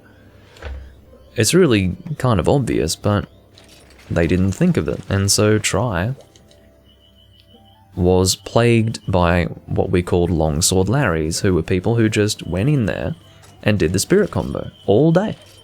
All day they just sat there in spirit combo because that's how you used Longsword. You wouldn't use it any other way.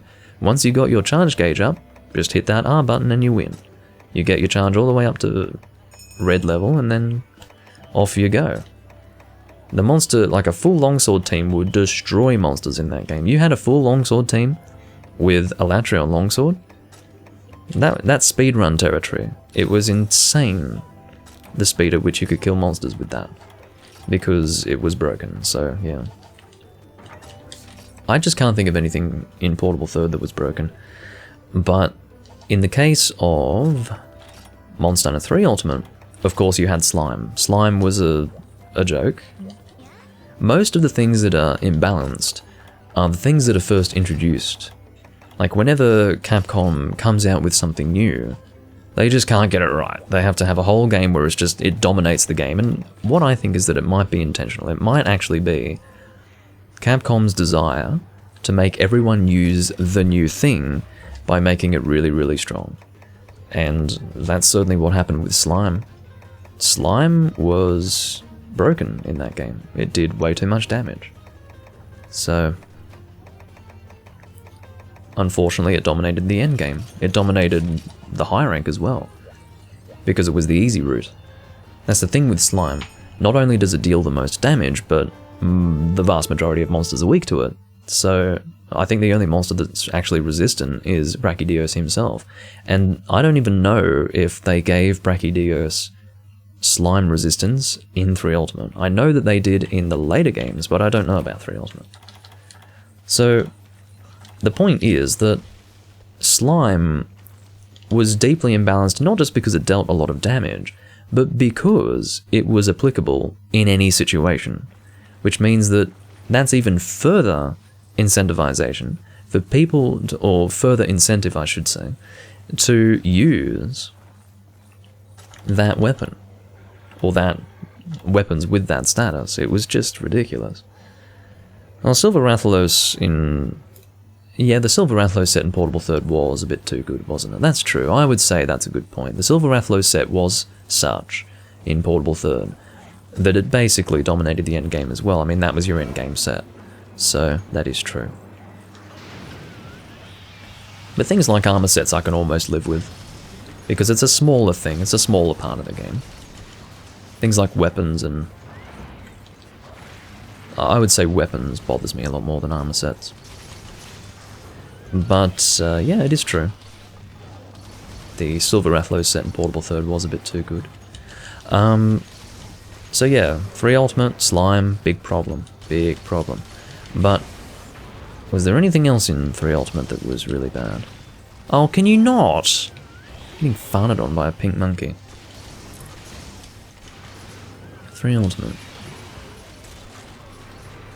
The thing with that game was that Slime was such a glaring issue that, oh no. I'm not in a good situation. No, I did not bring deodorants for a fucking Plesioth hunt. Never would have considered doing that. Pierce bow guns in underwater combat? In that they're not... No, I wouldn't say that... Look, I think that's alright.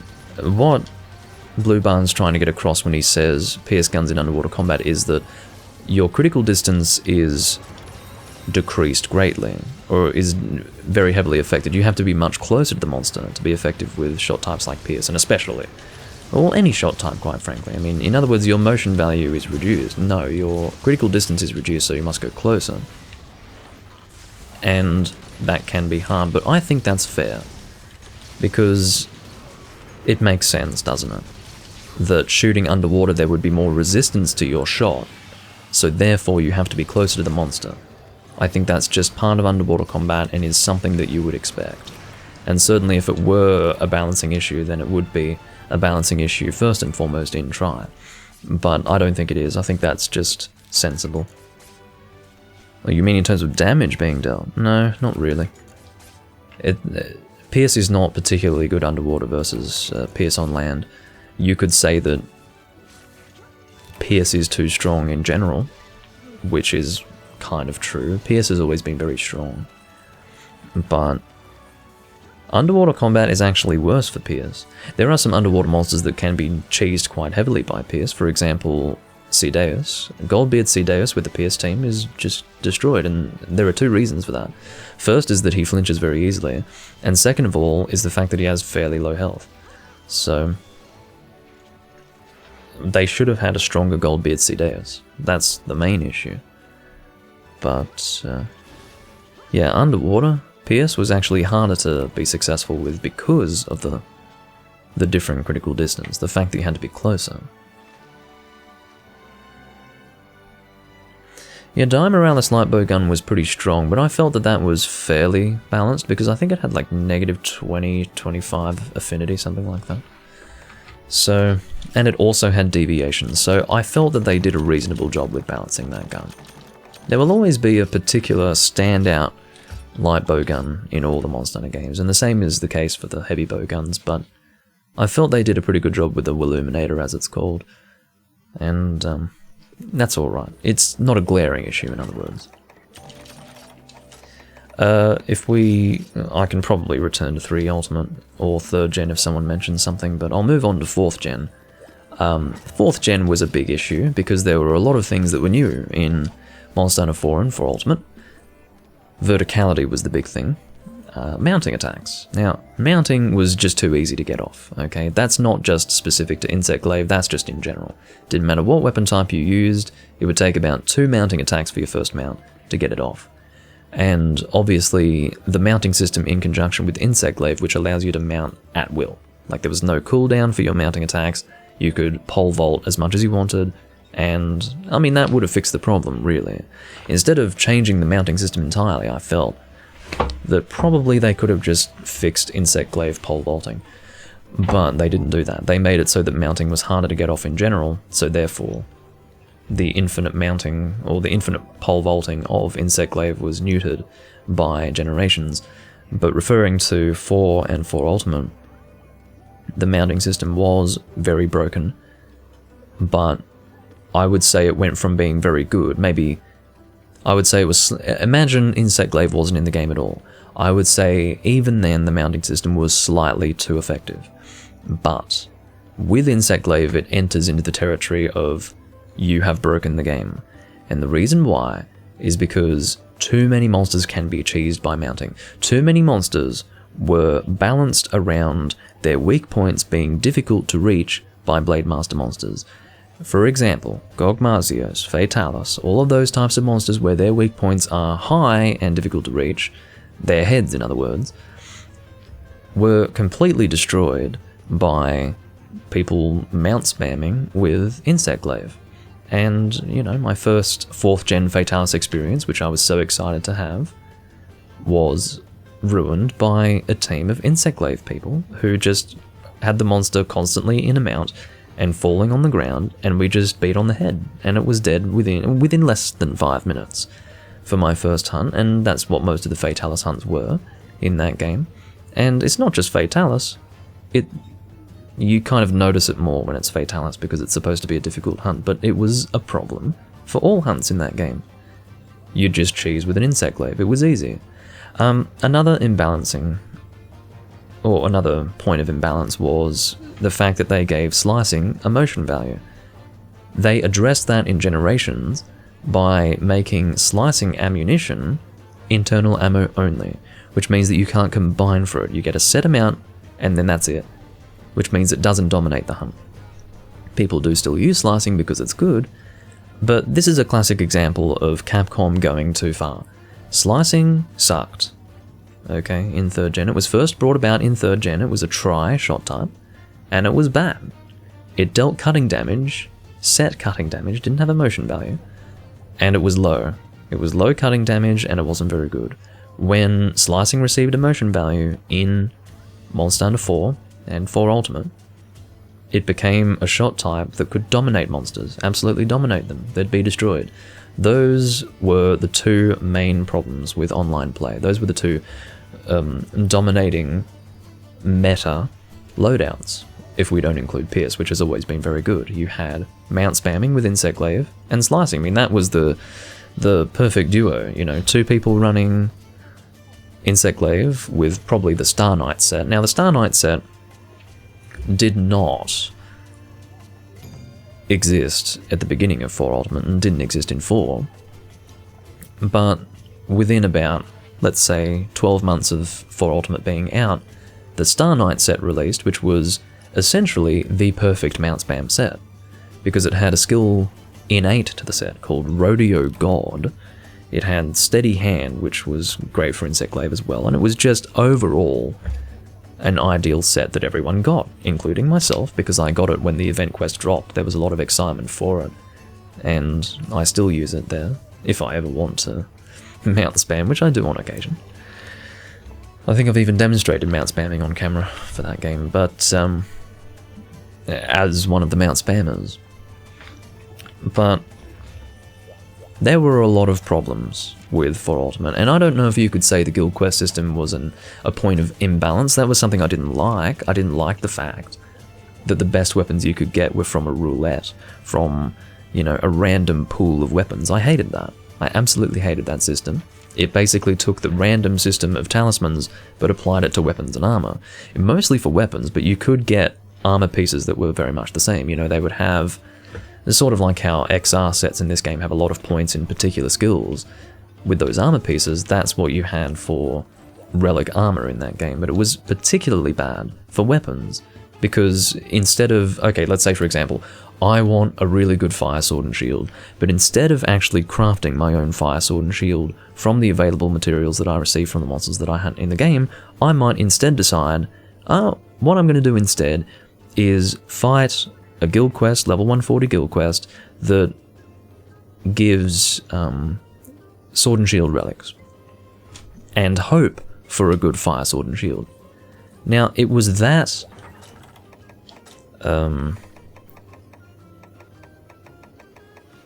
what's the word I'm looking for? It was that way of looking at things, it was that objective that ruined my endgame for For Ultimate. I go onto my For Ultimate character and I'm missing so many elemental weapons. So many weapon types. Just, I don't have all the elements for them, and I'm lacking elements where I should have them, and the reason why was because I said, no, I'll just wait until I get a relic weapon, because that's going to be better. It ruined my endgame, because I don't want to do level 140 guild quests. I don't like it. So, yeah, that's not necessarily something that's imbalanced, but I didn't like it. And, I mean, you could always argue that it's an imbalancing issue, but, yeah. As far as Charge Blade being overpowered, not sure. I suppose it was very strong, but Charge Blade has always been very good. It's very rewarding. It's a rewarding weapon type. I don't believe that Charge Blade was stronger in 4 Ultimate than it was in World. I don't believe. Now, I think Charge Blade started off underpowered in Monster Hunter 4. There was something about Charge Blade in Monster Hunter 4, I think it was very weak. It was either overpowered or weak, I don't know. Are deviants okay? Asks Juvenator. Yeah. Just not high rank ones. Don't post high rank deviants, please. I'd forgotten what had been posted. I need to go and spin the roulette. Window capture.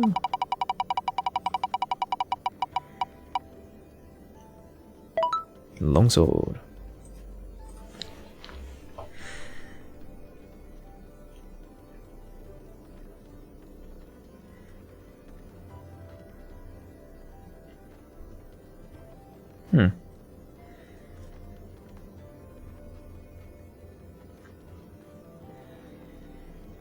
Alchemy Charge Blade plays like Monster Hunter 4 Charge Blade as far as how it works. As in literally Monster Hunter 4 as opposed to 4 Ultimate? Well, that's very odd. I don't know.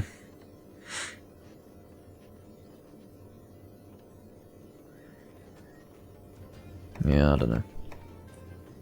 And then Generations Ultimate, in terms of imbalancing, everywhere. That's when Capcom said, guess what? We don't give a fuck. We don't give a fuck. We're gonna break everything. That was 4 Ultimate, excuse me. That was Generations Ultimate. That's what I'm playing right now. It is the broken game. I choose not to play in that way. I choose not to use Adept. I choose not to use Valor. So therefore, I don't have a broken game. But other people choose to use that, so... Well, I guess I do use Adept for EX hunts, don't I? So I guess I'm not completely clean. But it is what it is. And need I go into how, let's say, Valor Heavy Bowgun is totally broken, or Adept even existing? It's basically Evasion 3 that was removed from the game, but is now something you don't even have to get on an armor set. You don't need to get Evasion 3 in this game, you don't need evade skills because you have it as a style. You can literally just equip the style and always roll, have any fucking armor set you want, but with Evasion 3 tacked on automatically. Whose fucking idea was that? And then you get increased damage with a bowgun when you use... I mean, hello. That is not called balancing the game. That's called actually taking the piss. That's actually taking the piss.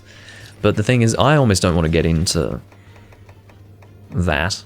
I don't want to get into the imbalance of this game. For the reason that I wouldn't know where to stop.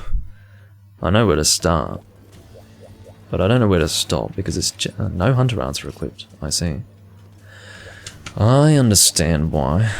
Yeah, it's because as I change weapon types with this set. Well, let me quickly get those hunter arts.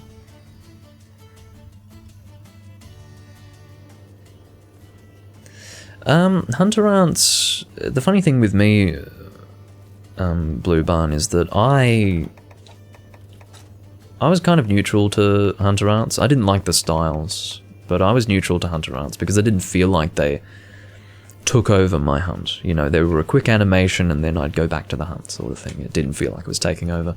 Whereas styles were changing the way that I used the weapons that I was so familiar with, which I didn't like.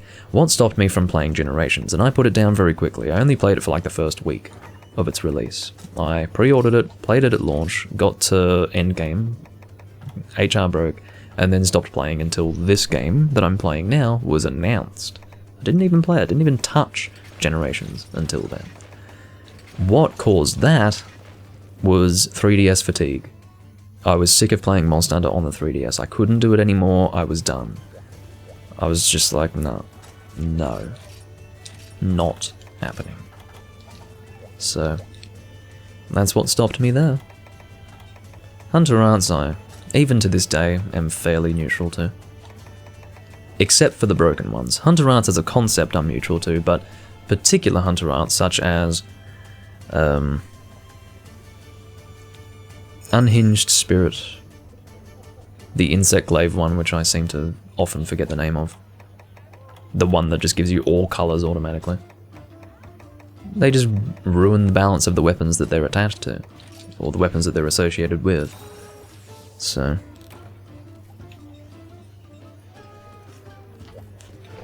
yeah, I fucking... here I am using Unhinged Spirit despite saying that it shouldn't be in the game. But I can't help myself, it's so good that I want to have it, but... would I rather it not be in the game? Hell yeah. Again, Hunter arts as a concept aren't too bad, but... the ones that just take over and dominate the experience, they can fuck off. Because they weren't necessary in the past, and they're not necessary now. But if they're there... I suppose I can't resist the temptation. Yeah, Extract Hunter, that's the one. So I also use Extract Hunter. Like, again, here I am using Unhinged Spirit, so I'm not going to stop using Extract Hunter because it's too good and ruins the balance of the weapon. But, seriously, it's just... this is the way I want to go, isn't it? I think so. Extract Hunter, again, I mean, whose idea was that? The whole idea of Insect Glaive is to find where you get attack up, defense up, and whatever the white shit is. I don't even know what that is. But, yeah, it's your duty as an Insect Glaive person to learn, or at the very least work out, where those are. But Extract Hunter? Oh, just have it. It's like how in Rise with Hunting Horn, you don't really have to play songs anymore, you just play the 3 note types, once each, and then press R and you win. You know, it's the same fucking idea. That sort of idea has been present in Capcom's mind before 5th gen. It's the idea of simplifying things in a way that just is dumb, really. I mean, don't do that. I'm actually not sure, Blue Barns, I don't know that Insect Glaive. Alright, there's our paralysis. At least everyone's here. It's usually something that I worry about. Well, now that I think about it, I hope Vernon's not also using paralysis. He's always using paralysis, so I hadn't even considered that. I wouldn't have bothered using paralysis, but I forgot I was playing with Vernon. Oh, he's not! Holy shit! He's not using paralysis. Take a screenshot. I only kid. But I'm glad I'm the paralysis guy for a change. Maybe he saw what I had equipped and... No, I don't think he did. But anyway.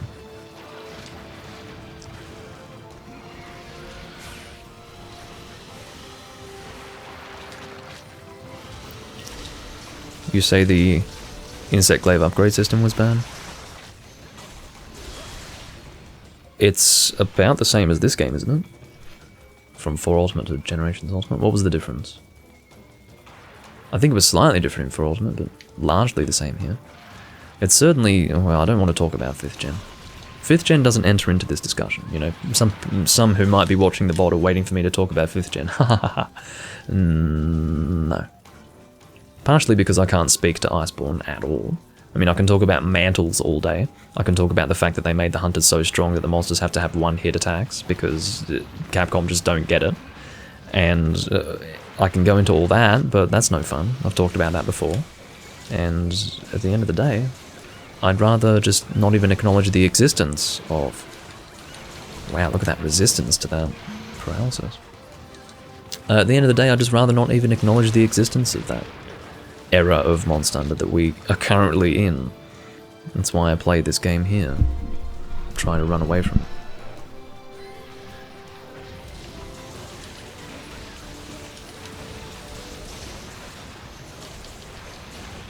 Oh, that's a bad habit. You know why I just did that? It's because I was doing the full longsword combo and ended up finishing on a fade slash instead of like the proper round slash because I thought I was playing Freedom Unite or something. Well, that's Unhinged Spirit, it's time.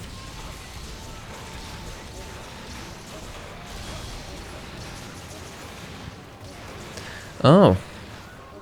That's the difference, Autonomic. Guess what? I do not transfer kinsects back and forth between insect glaives in this game. I do it the way I did it in 4 Ultimate. That's the way it should be, in my opinion. Upgrade a new kinsect every time you have a new insect glaive, that's what I think. So, and that's the way I do it in this game. I don't transfer kinsects here. It's too much effort. I don't want to have to think about it. I would put the extra work in outside of the hunt to not have to think about, oh, do I have my kinsect equipped that I want to equip? Like, just have it on the fucking insect glaive. Like, just do it. That's the way I do it. And that's in my opinion, that's the best way to approach it. You already have the ideal kinsect equipped. Now, the problem with that is that it means that elemental kinsects don't really work with status insect glaives. But, whatever. I can live with that. In other words, that's why I didn't know what you were talking about, because I actually don't engage in the system that this game introduced, where you can actually move kinsects back and forth.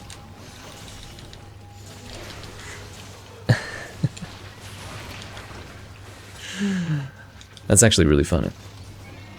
I knew something was different, but I'd forgotten what it was, precisely because it didn't affect me.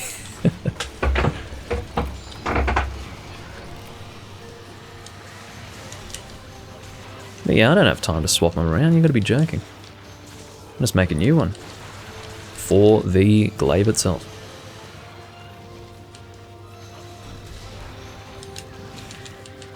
I mean, some people value the setup time before hunts, and there's definitely a value to that. I mean, that's one of the good things about Monster Hunter, is the fact that you need to actually organise for a hunt. But, having said that, I do cut corners. You know, I always have both cool drink and hot drinks. I always have antidotes, which means that I don't need to focus on my inventory for the hunt. You guys probably notice that I never do anything with my inventory. It's because, like, the only thing that I do is top up individual things that I've used in hunts without using item sets, because I'm an old fogey, apparently. And that's it. I don't bring a specific thing for a specific hunt, because I've already got it in my inventory. It's because I like to cut down the setup time. The fun for me is hunting, not setting up. I actually don't like the setup, but I do appreciate that it is a series that values taking time to set up for hunts. I just have ways around that. So, that's the way I approach things. The game that introduced item sets was Monster Hunter 4. Autonomic, if item sets were in 2nd gen, I would be, well, let me put it this way. No way. But it was Monster Hunter 4 that first did that.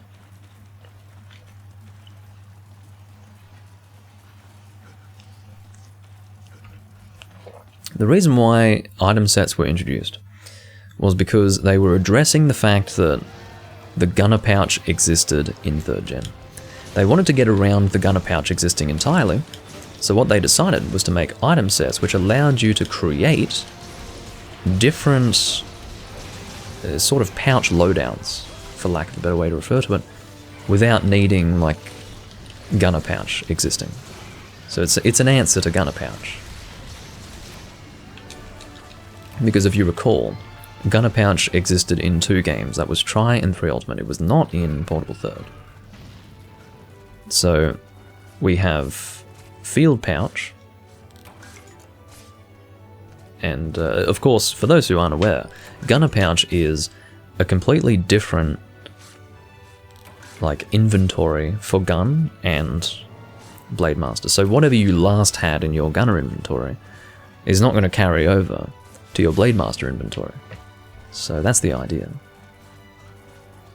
The downside to that, which I didn't even consider a downside until my friend Sam was playing 3 Ultimate, and he was transferring his power and armor talons, and his charms of course, back and forth.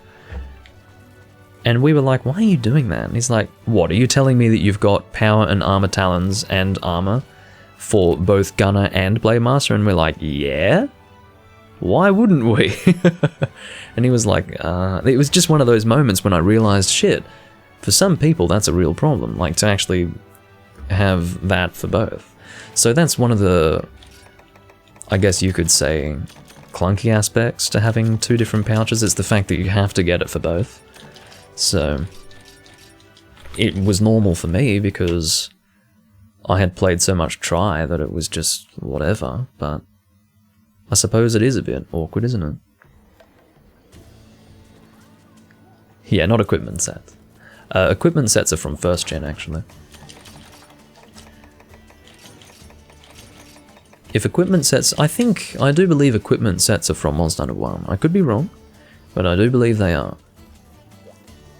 If they're not from Monster Hunter 1, then they are from Monster Hunter G, and carried over into Monster Hunter Freedom.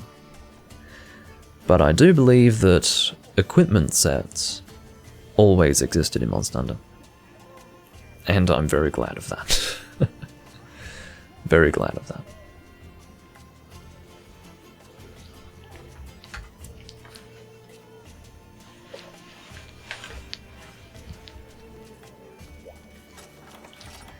That probably will conclude the discussion about balancing. Unless, of course, more things are proposed to discuss. But, oh, what's Juvenator running here? Orcus Quarkus, what the fuck? Oh, Juvenator has the set. He's got the meta set. Although I don't think the meta set involves load up. But that's fine. I mean, you've basically got... I didn't know you had this, Juvenator, but, this is by far your most damaging set. By far. Also, hey Exio, sorry, yeah, basically you tuned in right at the end of a very long discussion about every little thing that was imbalanced about all the Monster Hunter games from Generation 1 to Generation 4. Ugh. Beta is Hunter Rank 600. Congratulations. Oh, what are we doing? It is Deranged Desert Doldra. I will change weapon types. What have we got? No. Like I said, if I get the same one twice, overriding that.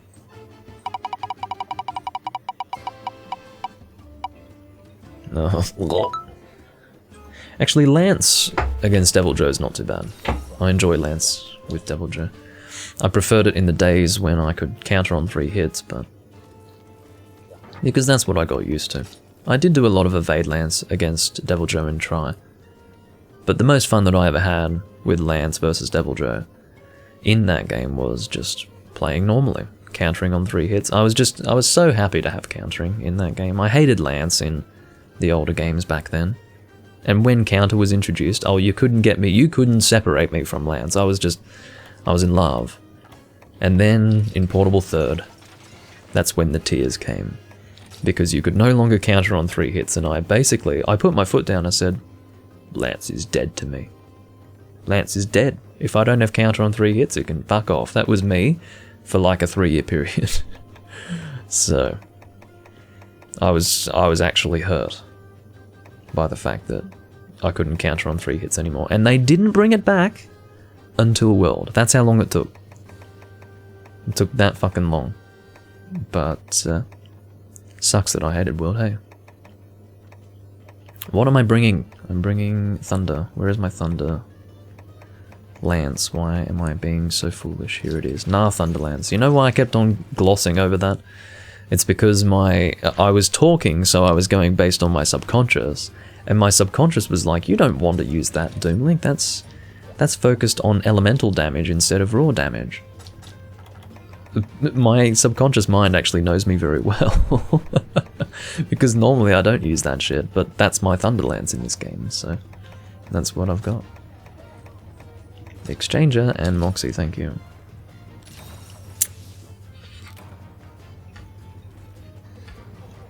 The recoil down is probably quite useful if he's going for... Is that necessary with PS2? Probably not, because I don't think Orcus Quarkus shoots PS3. So, yeah, the recoil down +1 might actually be unnecessary with Orcus Quarkus, because I believe it focuses on PS2. Anyway, I'm not going to get into the nitty-gritty, but...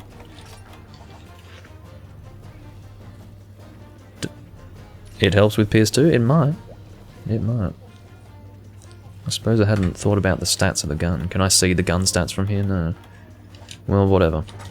My feeling is that with moderate recoil on a heavy bowgun, you probably don't need recoil down +1 with PS2. But it might be higher than moderate. Excuse me, average. I think... Yeah, average is... Is there moderate? What's after average? I can't remember. Anyway... Let's ignore that. Savage does still eat meat, I think. Yes. It's just I don't think Savage gets hungry as often. I don't think. I think that's how it works.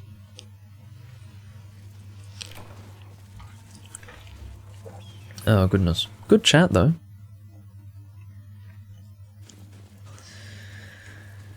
Do I like your appearance, Juvenator? I hadn't really focused on that, but I'll take a look if I remember to. I should have just fucking farcasted, honestly. In fact, it's not too late. Feels bad to take this long to do it, but oh, here we go. Alright, so you're using the Cedeus. Oh god, stay in one place. So we've got Cedeus and the Nakakos. Just stay in one place. I would say that I haven't considered mixing skeletal Nakakos with Cedeus. Oh, you've also got the Shagadu Magana legs. Strictly looking at the appearance, sure. Good enough. I think it's fine. I'd probably do it a little differently though.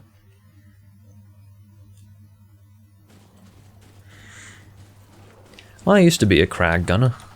Once upon a time. I just don't have the time anymore. And the reason why is because crag gunning is all about combination materials. Same with cluster shot gunning. I mean, that's why I don't see it. It's because, anymore anyway, it's because no one's got the patience to combine anymore. And I'm kind of the same way. You guys noticed, most likely, that I just don't bring combination materials for my gun. It's because I just don't need to. The monsters are dead before I need the combination materials, and with internal ammo being introduced as well, combining for shots is just unnecessary. So, yeah, I don't do it. Can get the tail tip here, yeah. This is a really small Devil Joe. This could be a Gold Crown small guy. Guys. What's with guy? Yeah, I think this is a Gold Crown small. This is a baby. An actual fucking baby.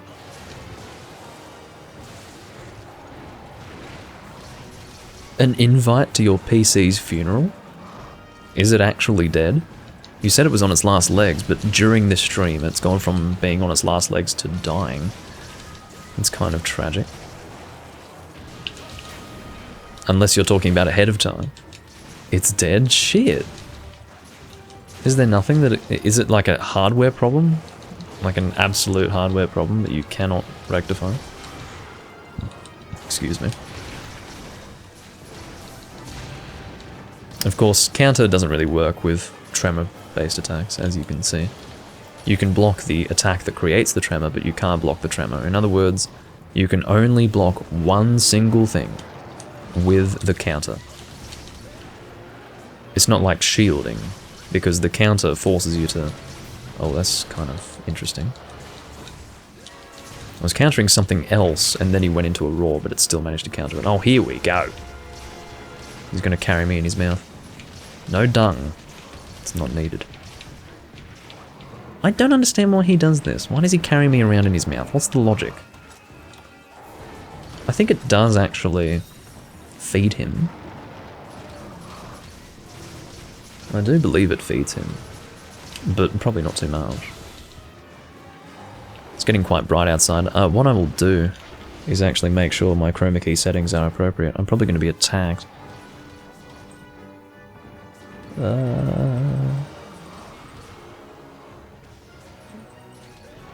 Whoa, I'm going the wrong way. There we go. I was making my chroma key more strict, which is the opposite to what I wanted to do. That was a good aerial shot. Hey, there's a sleep mate.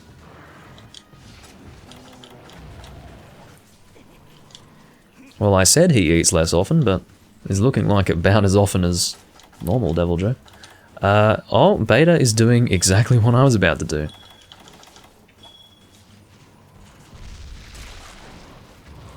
And that would have been the first time in a while that I would have dropped a pitfall trap for a sleep meat.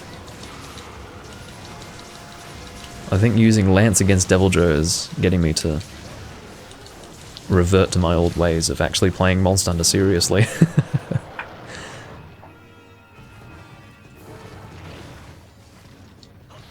Oh, tail swinging around. He is such a baby Devil Joe.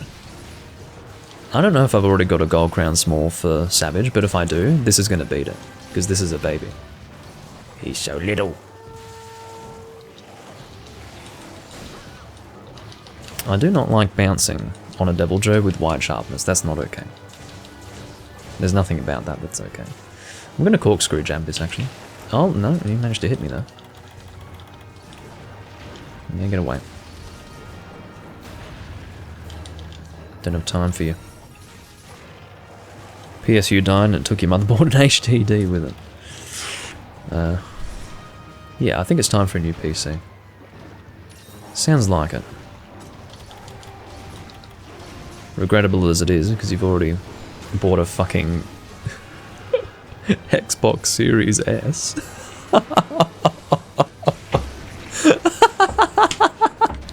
I should not laugh at your suffering, but oh my god. Oh, yeah, you shouldn't have kept the Xbox. You should have fucking sold it without opening it, because then at least you would have almost gotten retail price. Oh my god.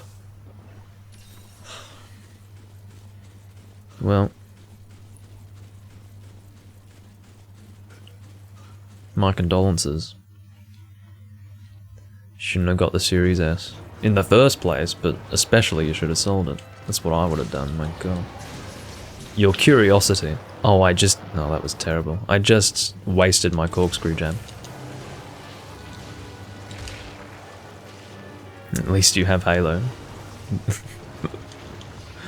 Oh, the ultimate jab. Oh, Vernon's getting eaten. I think we can flinch him. Come on. There you go.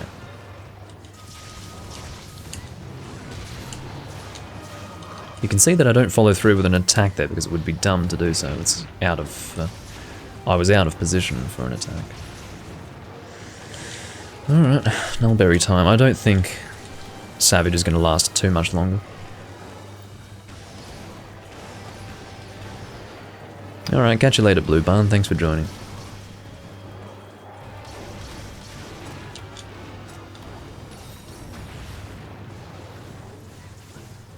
Oh, I could tell that you were going for that. How in the living hell did that hit me? Alright, it's pitfall trap time. He's fucking exhausted.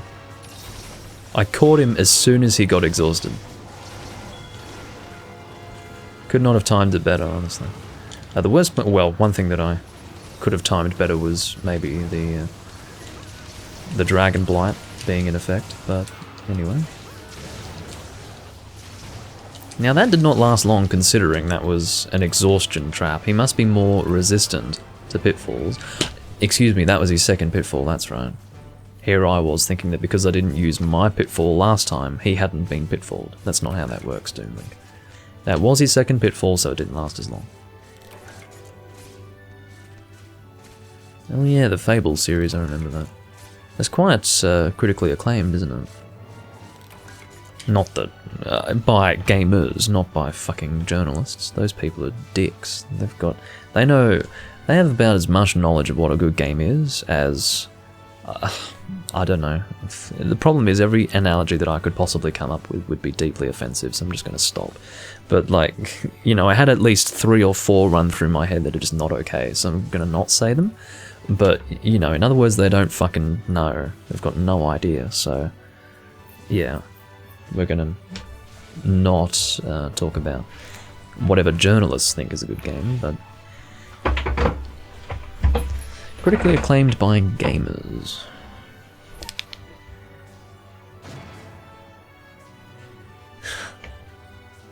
No.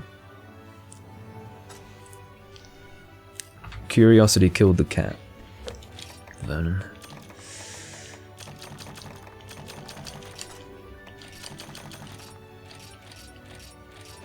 Do it, no balls, yeah. I was castrated at birth, sorry.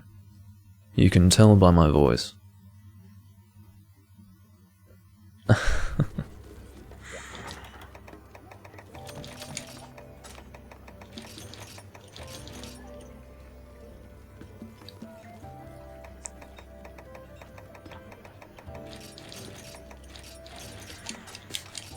I feel like, oh, that's what I'm missing. I'm missing bombs. I can always, there's always a feeling in my, I get my spidey senses tingling when I'm missing something. Oh, I knew I was missing something.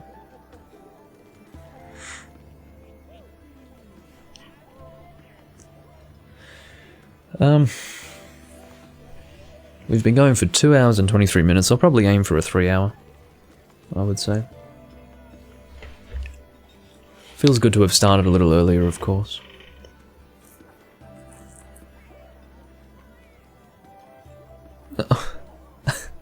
Two of Dink's 6 balls were castrated at birth, which explains the voice. That would be a bit unfortunate. How about that? Both Vernon and Beta reaching a 100 multiple in their hunter ranks. And Beta is still sitting on 600, so we've got 2 people. We've got 300 and 600. Speaking of multiples. Oh. Elatrion. Arubatorion. Let's see what we're gonna get. I'm kinda scared. If it's Hammer, I'm overriding it.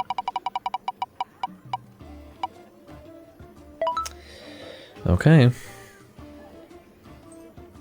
See, they tried to give me Charge Blade for EX Hellblade. By they, I guess I mean the roulette overlords. And now I'm getting it for fucking Elatrion. Okay. Again, I don't like going Blade Master against Elatrion. It's not a fun time. I don't have a raw Charge Blade.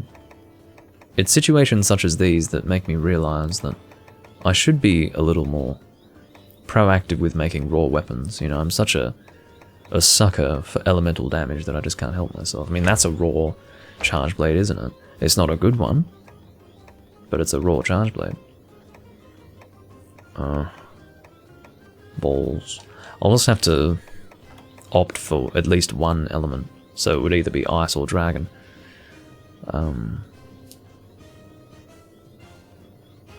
We'll go dragon.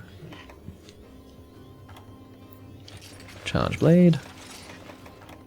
And we will use the sealed Dragon Veil. Actually, Ice Charge Blade. Let's compare the stats. Oh, look who wins with almost no contest. Sealed Dragon Veil.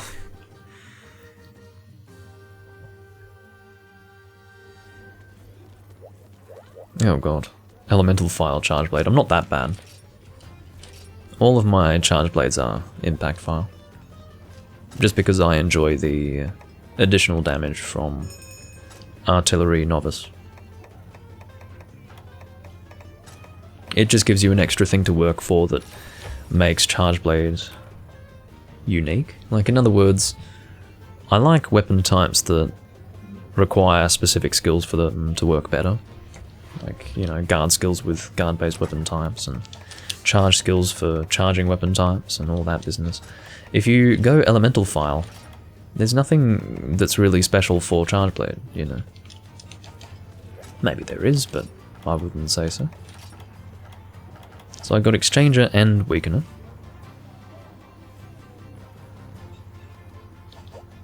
Oh yeah, Charge Blade is at its worst in this game, and Generations. It's balls, but, well, not balls, but it definitely could be better. I think we're ready to go. What are my Charge Blade uses? What am I sitting on? 172. Jeez. It's less than Hammer, at least. I'm glad that it's more than Switch Axe. I'm so happy that Switch Axe is... I was going to say, I'm so happy Switch Axe is my least used weapon type, and then I saw Cat. But, you know. Switch Axe and Cat. Yeah. Sounds about right to me. Sounds about right to me. Break Horns. It's nice to know these things before we ready up, you know. Well, I will do what I can. We don't count Cat as a weapon. Well, it's really not, is it? It's like it's a different way of playing that is signified as a weapon type in that screen, but yeah. Look, with a paralysis weapon such as Vernon's, I think we'll be able to hit the head quite a bit, so we're not going to be in dire straits, but definitely having a gunner helps. Then again, Juvenator, I hope to see you on that head with your normal shots. At least during a paralysis. Whether you wanted to break the horns or not. That's a weird habit that I just had. Thought I was going to draw into a shield there. It's not a lance, Doomlink. Anyway. So back legs are safest, obviously. And even with the back legs you get the lovely claw attack. Yeah. You know what? It doesn't matter that I've got Dragon Blight right now, because I'm not doing much elemental damage anyway. In fact, probably almost none. And he's about to go in the air. Oh no, he's not. What the hell's your deal? But yeah, I don't really care about Dragon Blight right now. Now you're going in the air? Yes, you are. Oh, goodness me. I was hoping to at least run out of Dragon Blight before you did that.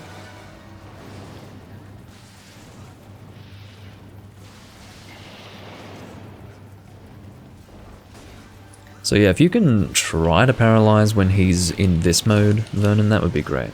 Because then I can actually be elementally effective on that head.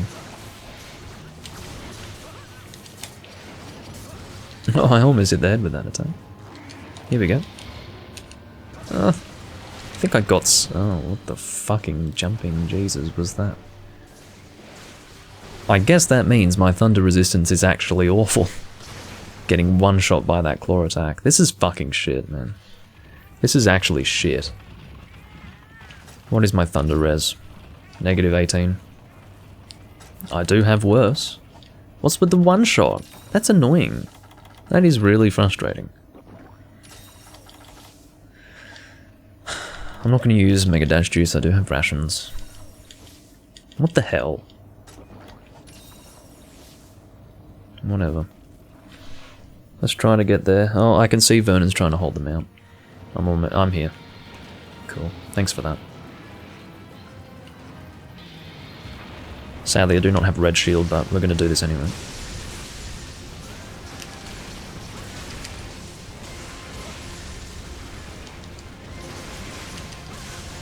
With Beta and I going Charge Blade, we are likely to get a KO. Well, actually, I was saying, until I realized that there is a KO issue with this monster. I believe KO's, like KO build-up, seems to be reset when you mount. Either that... No, they haven't made Elatrion more KO resistant in this game. I know that to be a fact, because someone checked and it's the usual 200s, so... I don't fucking know. Let me get red shield here. I'll try to get damage at least. Get it on the tail, that's fine. That's a bad habit. I'm so used to having more files. So I went to go and load. Oh dear. Well, I can get Ripper Shield on the go. Yeebus Christ. That's right. Good old Yeebus. It's supposed to be Jeebus. Don't say Yeebus.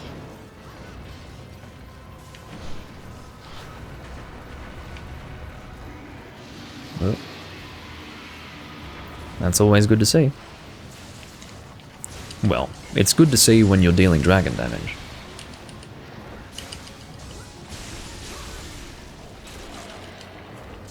Don't know what was just broken there.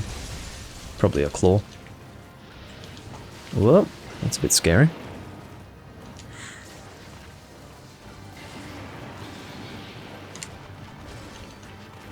Do you have plans to get Generations Ultimate Exio? I don't remember if you have a Switch. I lose track of what everyone else has and doesn't have. Hey, that's a knockdown. That must be a paralysis. Yes, it is. Well, I'm glad no one was there to get affected by that. Sadly, I'm out of files during the paralysis, but it's not the end of the world. I'm still doing decent damage here. Can I get some files out? Oh, well, we broke the horns at least, but... yeah, that's pretty good. Might actually Energy Blade here. I'm glad I didn't lower the brightness of my room light, because I just lost a lot of natural light. I could have aimed for the tail with that, honestly. That would have been a better idea. I got a knockdown, but... actually, let's Ripper Shield that. Seeing as I'm right here. Hey, there goes the tail. No doubt thanks to Ripper Shield, and I think... no, I don't have Part Breaker on this set. It must have been a different set that had Part Breaker. I think that was... my Gunlance set, wasn't it?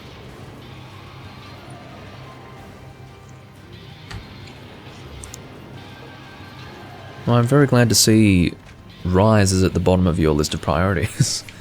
I'm very glad to see that. Now, you could amend that further by removing it from the list entirely.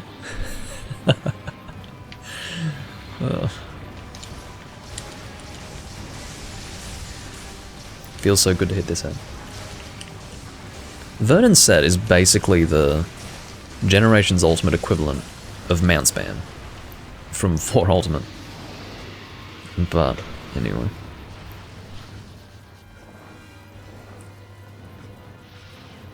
Isn't it so ironic that you can basically get the same results from a system that was brought about in this game when they were trying to remove the lack of balancing? Oh, hold on. AED. No, I'm sorry, Beta. try to AED here because I'm about to run out of red shield. Doesn't matter that I've got one file because it only deals one file's worth of damage anyway. Gonna get that tail tip. Oh, baby. Yeah, so AED only deals one file's worth of damage anyway, so... that's how she be. Trying to get away from that thunder. God, it's so bright. Is it not so fucking bright? The answer is, it is. Yes, it is. So fucking bright. Here I am taking these hits again. Don't you dare fucking combo me. I know how you work, Elatrion. We've had a long relationship together. But you did, take me by surprise before.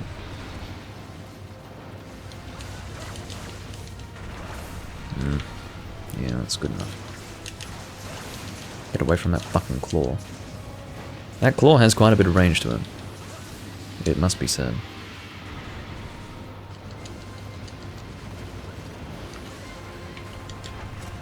You can always play, if you do happen to have a 3DS, you can always play 3 Ultimate on that.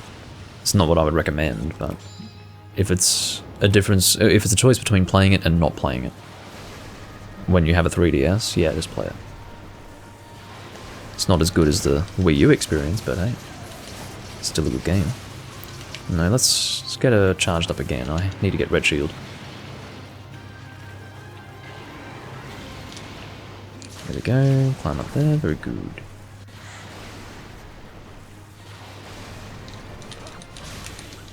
Yeah, Dragon just feels like the best thing to do here. Because he's in the air more here compared to Try. And probably compared to Portable Third as well.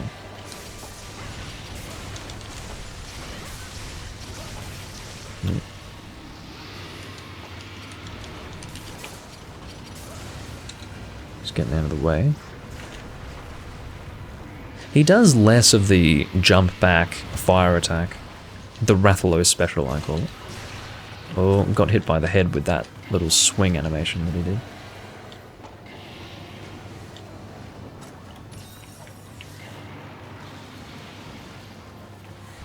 Oh, I definitely know the feeling, Exio. But yeah, just go one at a time, just focus on Portable Third.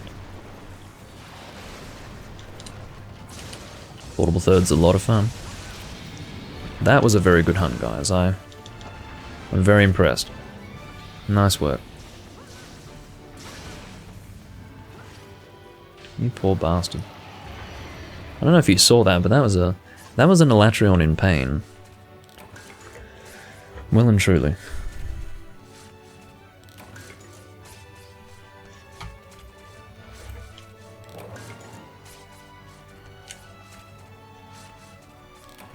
The heavy dragon damage is definitely a positive. With all those head attacks during the flight mode.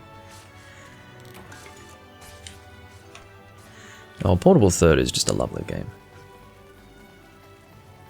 When you've played a lot of it, you start to feel the lack of content, but as a person who played Try at length, it doesn't bother me too much. Because Try had even less content. I suppose, among all the games, 3rd gen probably has the least amount of content. It would be a... It's strange, isn't it? It would be a competition between 1st and 3rd gen for the least amount of content. And yet 3rd gen was 2 generations ahead, so... Hey, there's a Sky Swayer, that's my 6th. And this might be a Sphere, no it's not.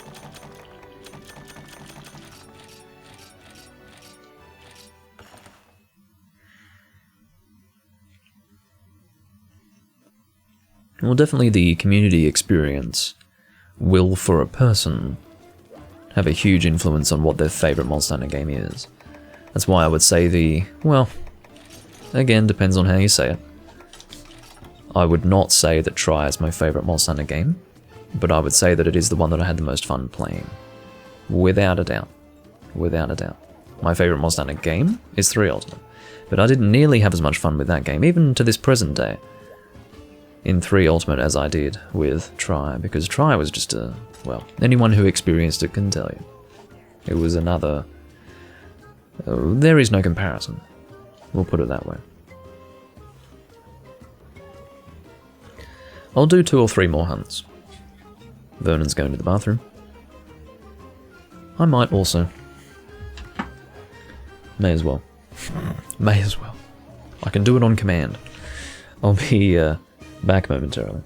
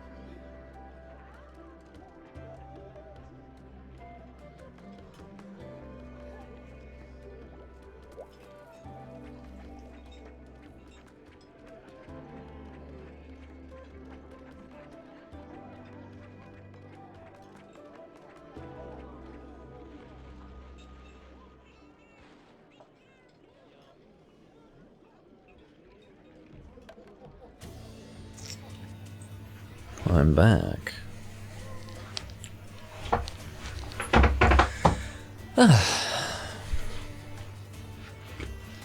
What a day.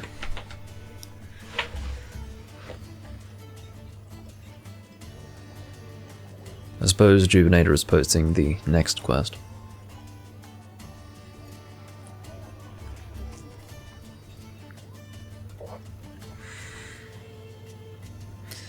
Hello, Sky Ninja. Welcome. What have we got on the board? Well, actually, that might be fun. I've never fought a Drill Tusk at EX level, so that might be quite enjoyable. Which might sound funny. It's like, how have you never fought a Drill Tusk? Well, the answer is that I don't like I don't like deviant monsters, so I can only experience it if someone else posts it, and for some reason no one's ever posted it. I guess Drill Tusk isn't something that people often want. What are the Drill Tusk weapons even like? I guess High Roar, something like that. Never really thought about it. No idea what the set's like. But Drill Tusk would be one of the rarer monsters. That's right, weapon type.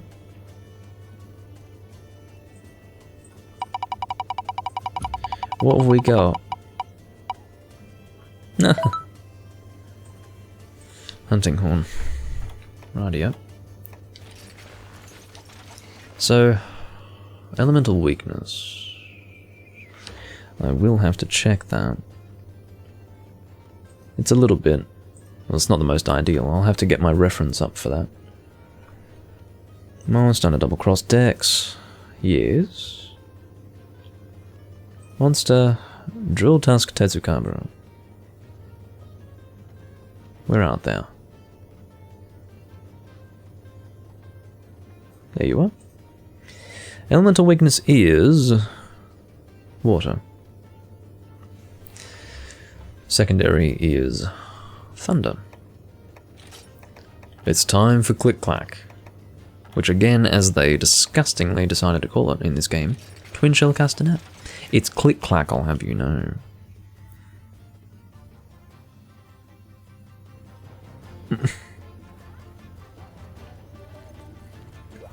What did I say that was controversial?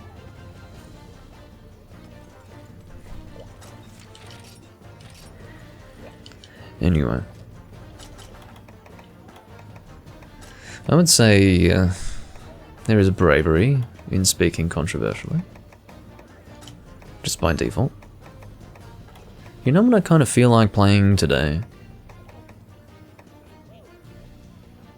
Oh shit. I suppose I could stream it, couldn't I? Because I was going to do it after this. Anyway, you know what? I'll probably stream it after this. You guys ready for an after stream? In a game that you haven't seen me play in a little while? Mario Kart. What's wrong with me? Yeah, I'm going to do an after stream in Mario Kart. Just because I was going to do it anyway, off camera. And I thought, well, yeah, it's fun to play by myself, but I may as well share it with you.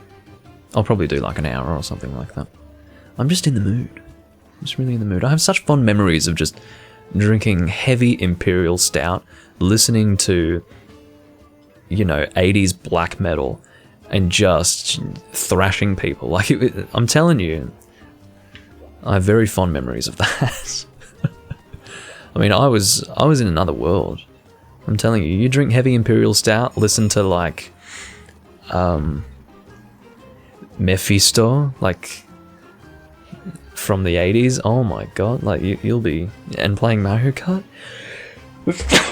Sorry. Yeah, playing Mario Kart as well, oh my god.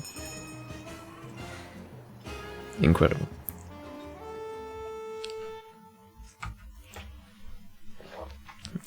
Wouldn't trade it for the world. I don't know what I ate for. Thank you. Mario Kart ruined a lot of friendships as a kid. I would imagine so.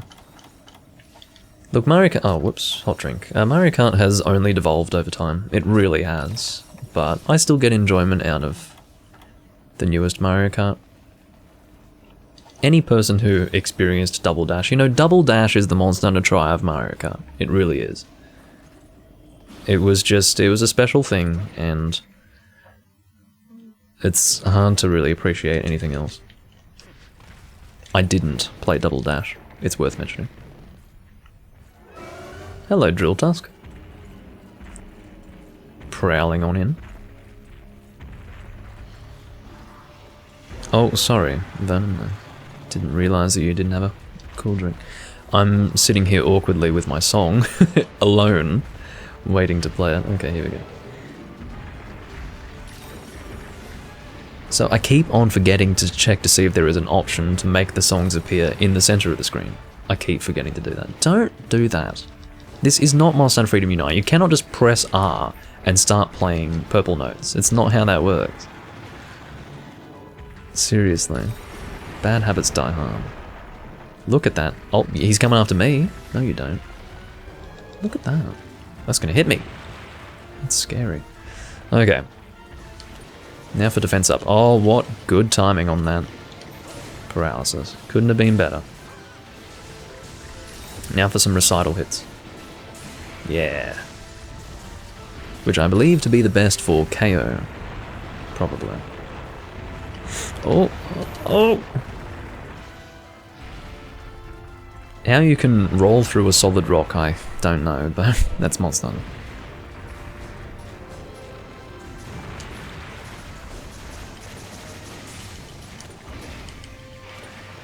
I'm so ready for some Mario Kart. I'd play with Ethan, but don't know if he's around. You, those of you who have been watching for a while might remember my Mario Kart experiences with Ethan. If you want to experience a little bit of that, check out the video, search on YouTube, Doomlink is a dirty rat in Mario Kart. And that's Ethan and I playing Mario Kart. It's very entertaining. It's about a 15-minute video, I think. What is this attack? I don't know this attack. All I know is I need to stay the fuck away. Oh, he's readying a jump. Yeah, Doomlink is a dirty rat in Mario Kart. That can serve as your introduction to... Well, not really your introduction to the coming stream, but... Yeah. That can be the second best thing to Ethan playing with me right now.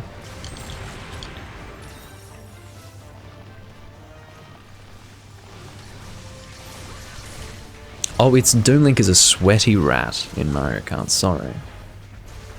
Doomlink is a sweaty rat. Dirty rat, sweaty rat. Oh, unfortunately, Vernon couldn't get the mount because he was on the lava. Unfortunate. Alright, let's get that attack up going again. Get away from me. Stop.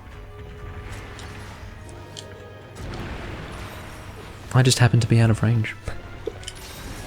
What Drill Tusk just did was very much a Zenoga move, sort of where he falls on his back, you know? Slamming down. It's a bit dangerous to attack and play songs with an EX monster. I probably shouldn't be playing this song while I've taken a hit, but here I am. Which rat? Green or red?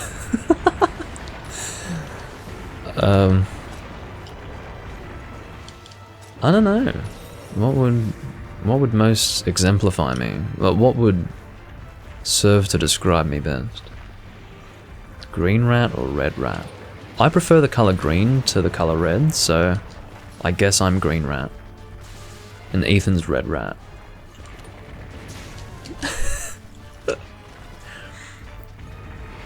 Blue, pink, silver, gold. That's not... No, you have to do green rat, red rat. That's the meme, man. Okay, so I need to definitely heal up after that one. Here I am trying to play my music, as usual.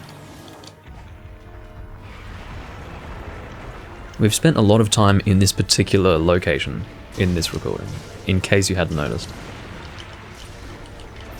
Trying to hit that tail. Oh, maybe not the best time for defense up, but here I am anyway. Look at the... Vernon is literally the only person hitting this monster right now. That was a bit of a sad paralysis, and I apologise for failing you, Vernon. I feel like I contributed to that by not hitting the monster either. I'm not used to that double dig. That's very confusing. You have to understand that I've barely fought Drill Tusk. This is probably my 5th Drill Tusk ever. So I'm very familiar with the way Tetsukabra works, as well as Berserk Tetsukabra. But things like a double dig are well outside my understanding of how Tetsukabra operates, so... Why can I not fucking reach him? Well, that's a good time for you to get your weak point back. I don't really know much about the anatomy of frogs, so I don't know what the fuck this thing is, the white thing on his tail. It might not be a thing with frogs. Of course, frogs don't have tails, at least not until... Or at least they lose them when they fully evolve. But,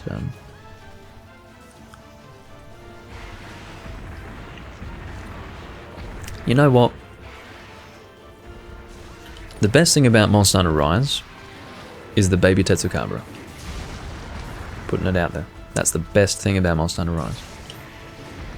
And if anyone disagrees, they are welcome to be wrong. Being wrong is important, it's how we learn.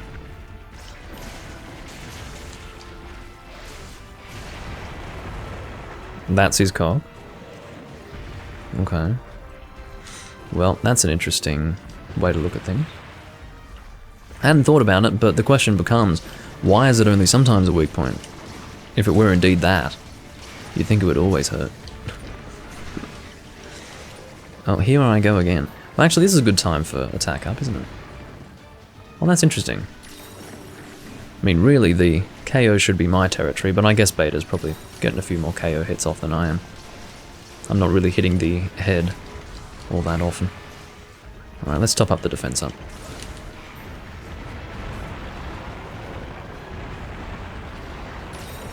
You can see how little I've hit this monster. I have yet to actually get Sonic Smash charged up. And it probably takes a little longer to charge up Sonic Smash 3 versus Sonic Smash 2, the latter of which I am most familiar with in terms of timing, but... or in the time that it takes to charge it, but... That must hurt so much. Imagine getting hit by that at EX level. That would really hurt. Speaking of really hurt, or the act of really hurting, I'm currently really hurting. Tetsu Tail Mystery. I got life powdered, I believe. I didn't see it or hear it. Didn't see it because I was looking at the chat. Didn't hear it because my TV volume is low. But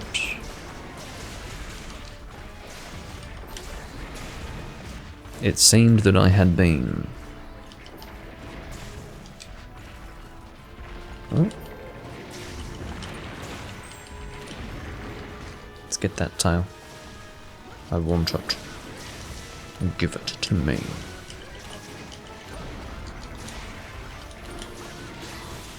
Oh dear, Autonomic, you're out of control today. But you're probably right. You're probably right. I think you're onto something. You're out of control, but you're onto something. This is my headcanon.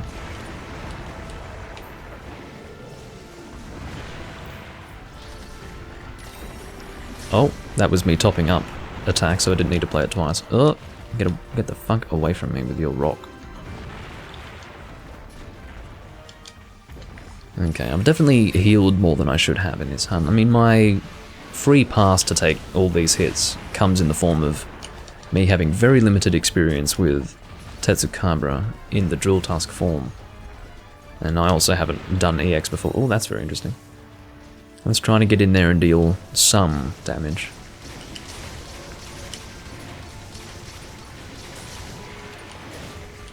I'm helping. Well, of course I'm helping. I just mean in terms of attacking the monster, being helpful. I'm helping with my attack songs, at least.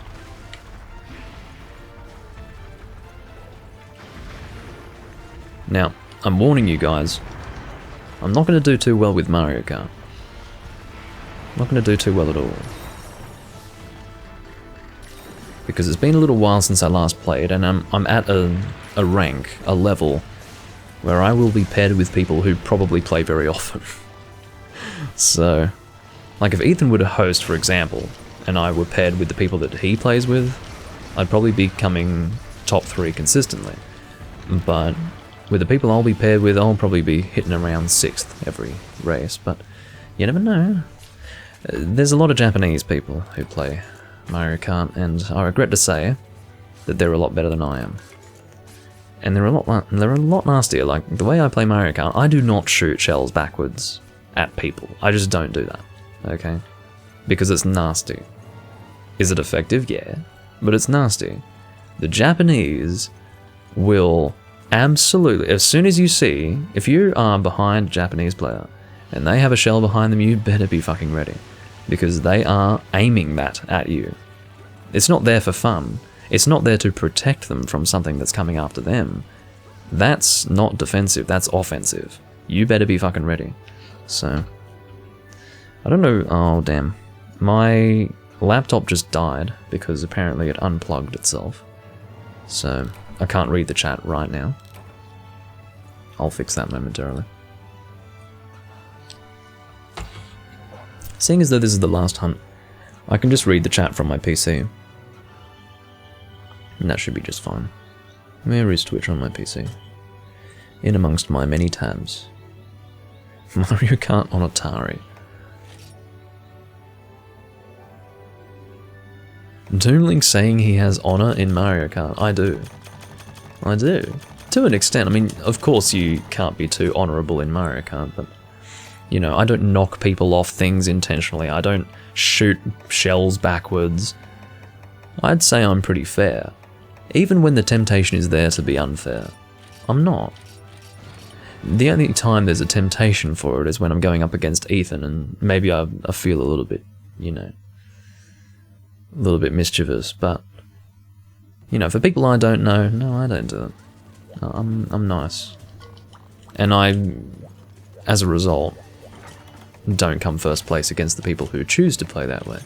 But you know what? I feel better about myself as a person for it. I'm not going to feel better about myself by coming first, by playing like the biggest dickhead. Oh, biggest dickhead in the team, biggest dickhead in the match, so I came first, hello. You know, I'm not going to feel good about that, so I'd rather come 6th. But anyway. Well, I'm glad you're enjoying the video. But, oh, I was laughing my ass off. It was very funny.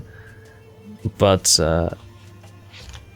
yeah, I will see you guys in the after stream, I hope. I will be live in less than 10 minutes from finishing this live stream. And it will be Mario Kart. I'll probably go for about an hour and a half. I don't really want to go for 2 hours. I don't want to go crazy. But I do hope you enjoyed this recording. And now Cavenator comes in. He was just trying so desperately to get his spot. And it's the end of the stream. That's why I got a spot. But yes, I do thank you all for watching. And I will... well, N10, red shells do not home in on players if they're shot backwards. That's very important to note. So if you're shooting a red shell backwards, I believe it is the same as shooting a green shell backwards. At least that's how it was in some of the older games. Maybe they changed it in the newer ones, I don't know. But anyway, I will see you all in about 10 minutes in Mario Kart. Thank you all for watching. Bye bye.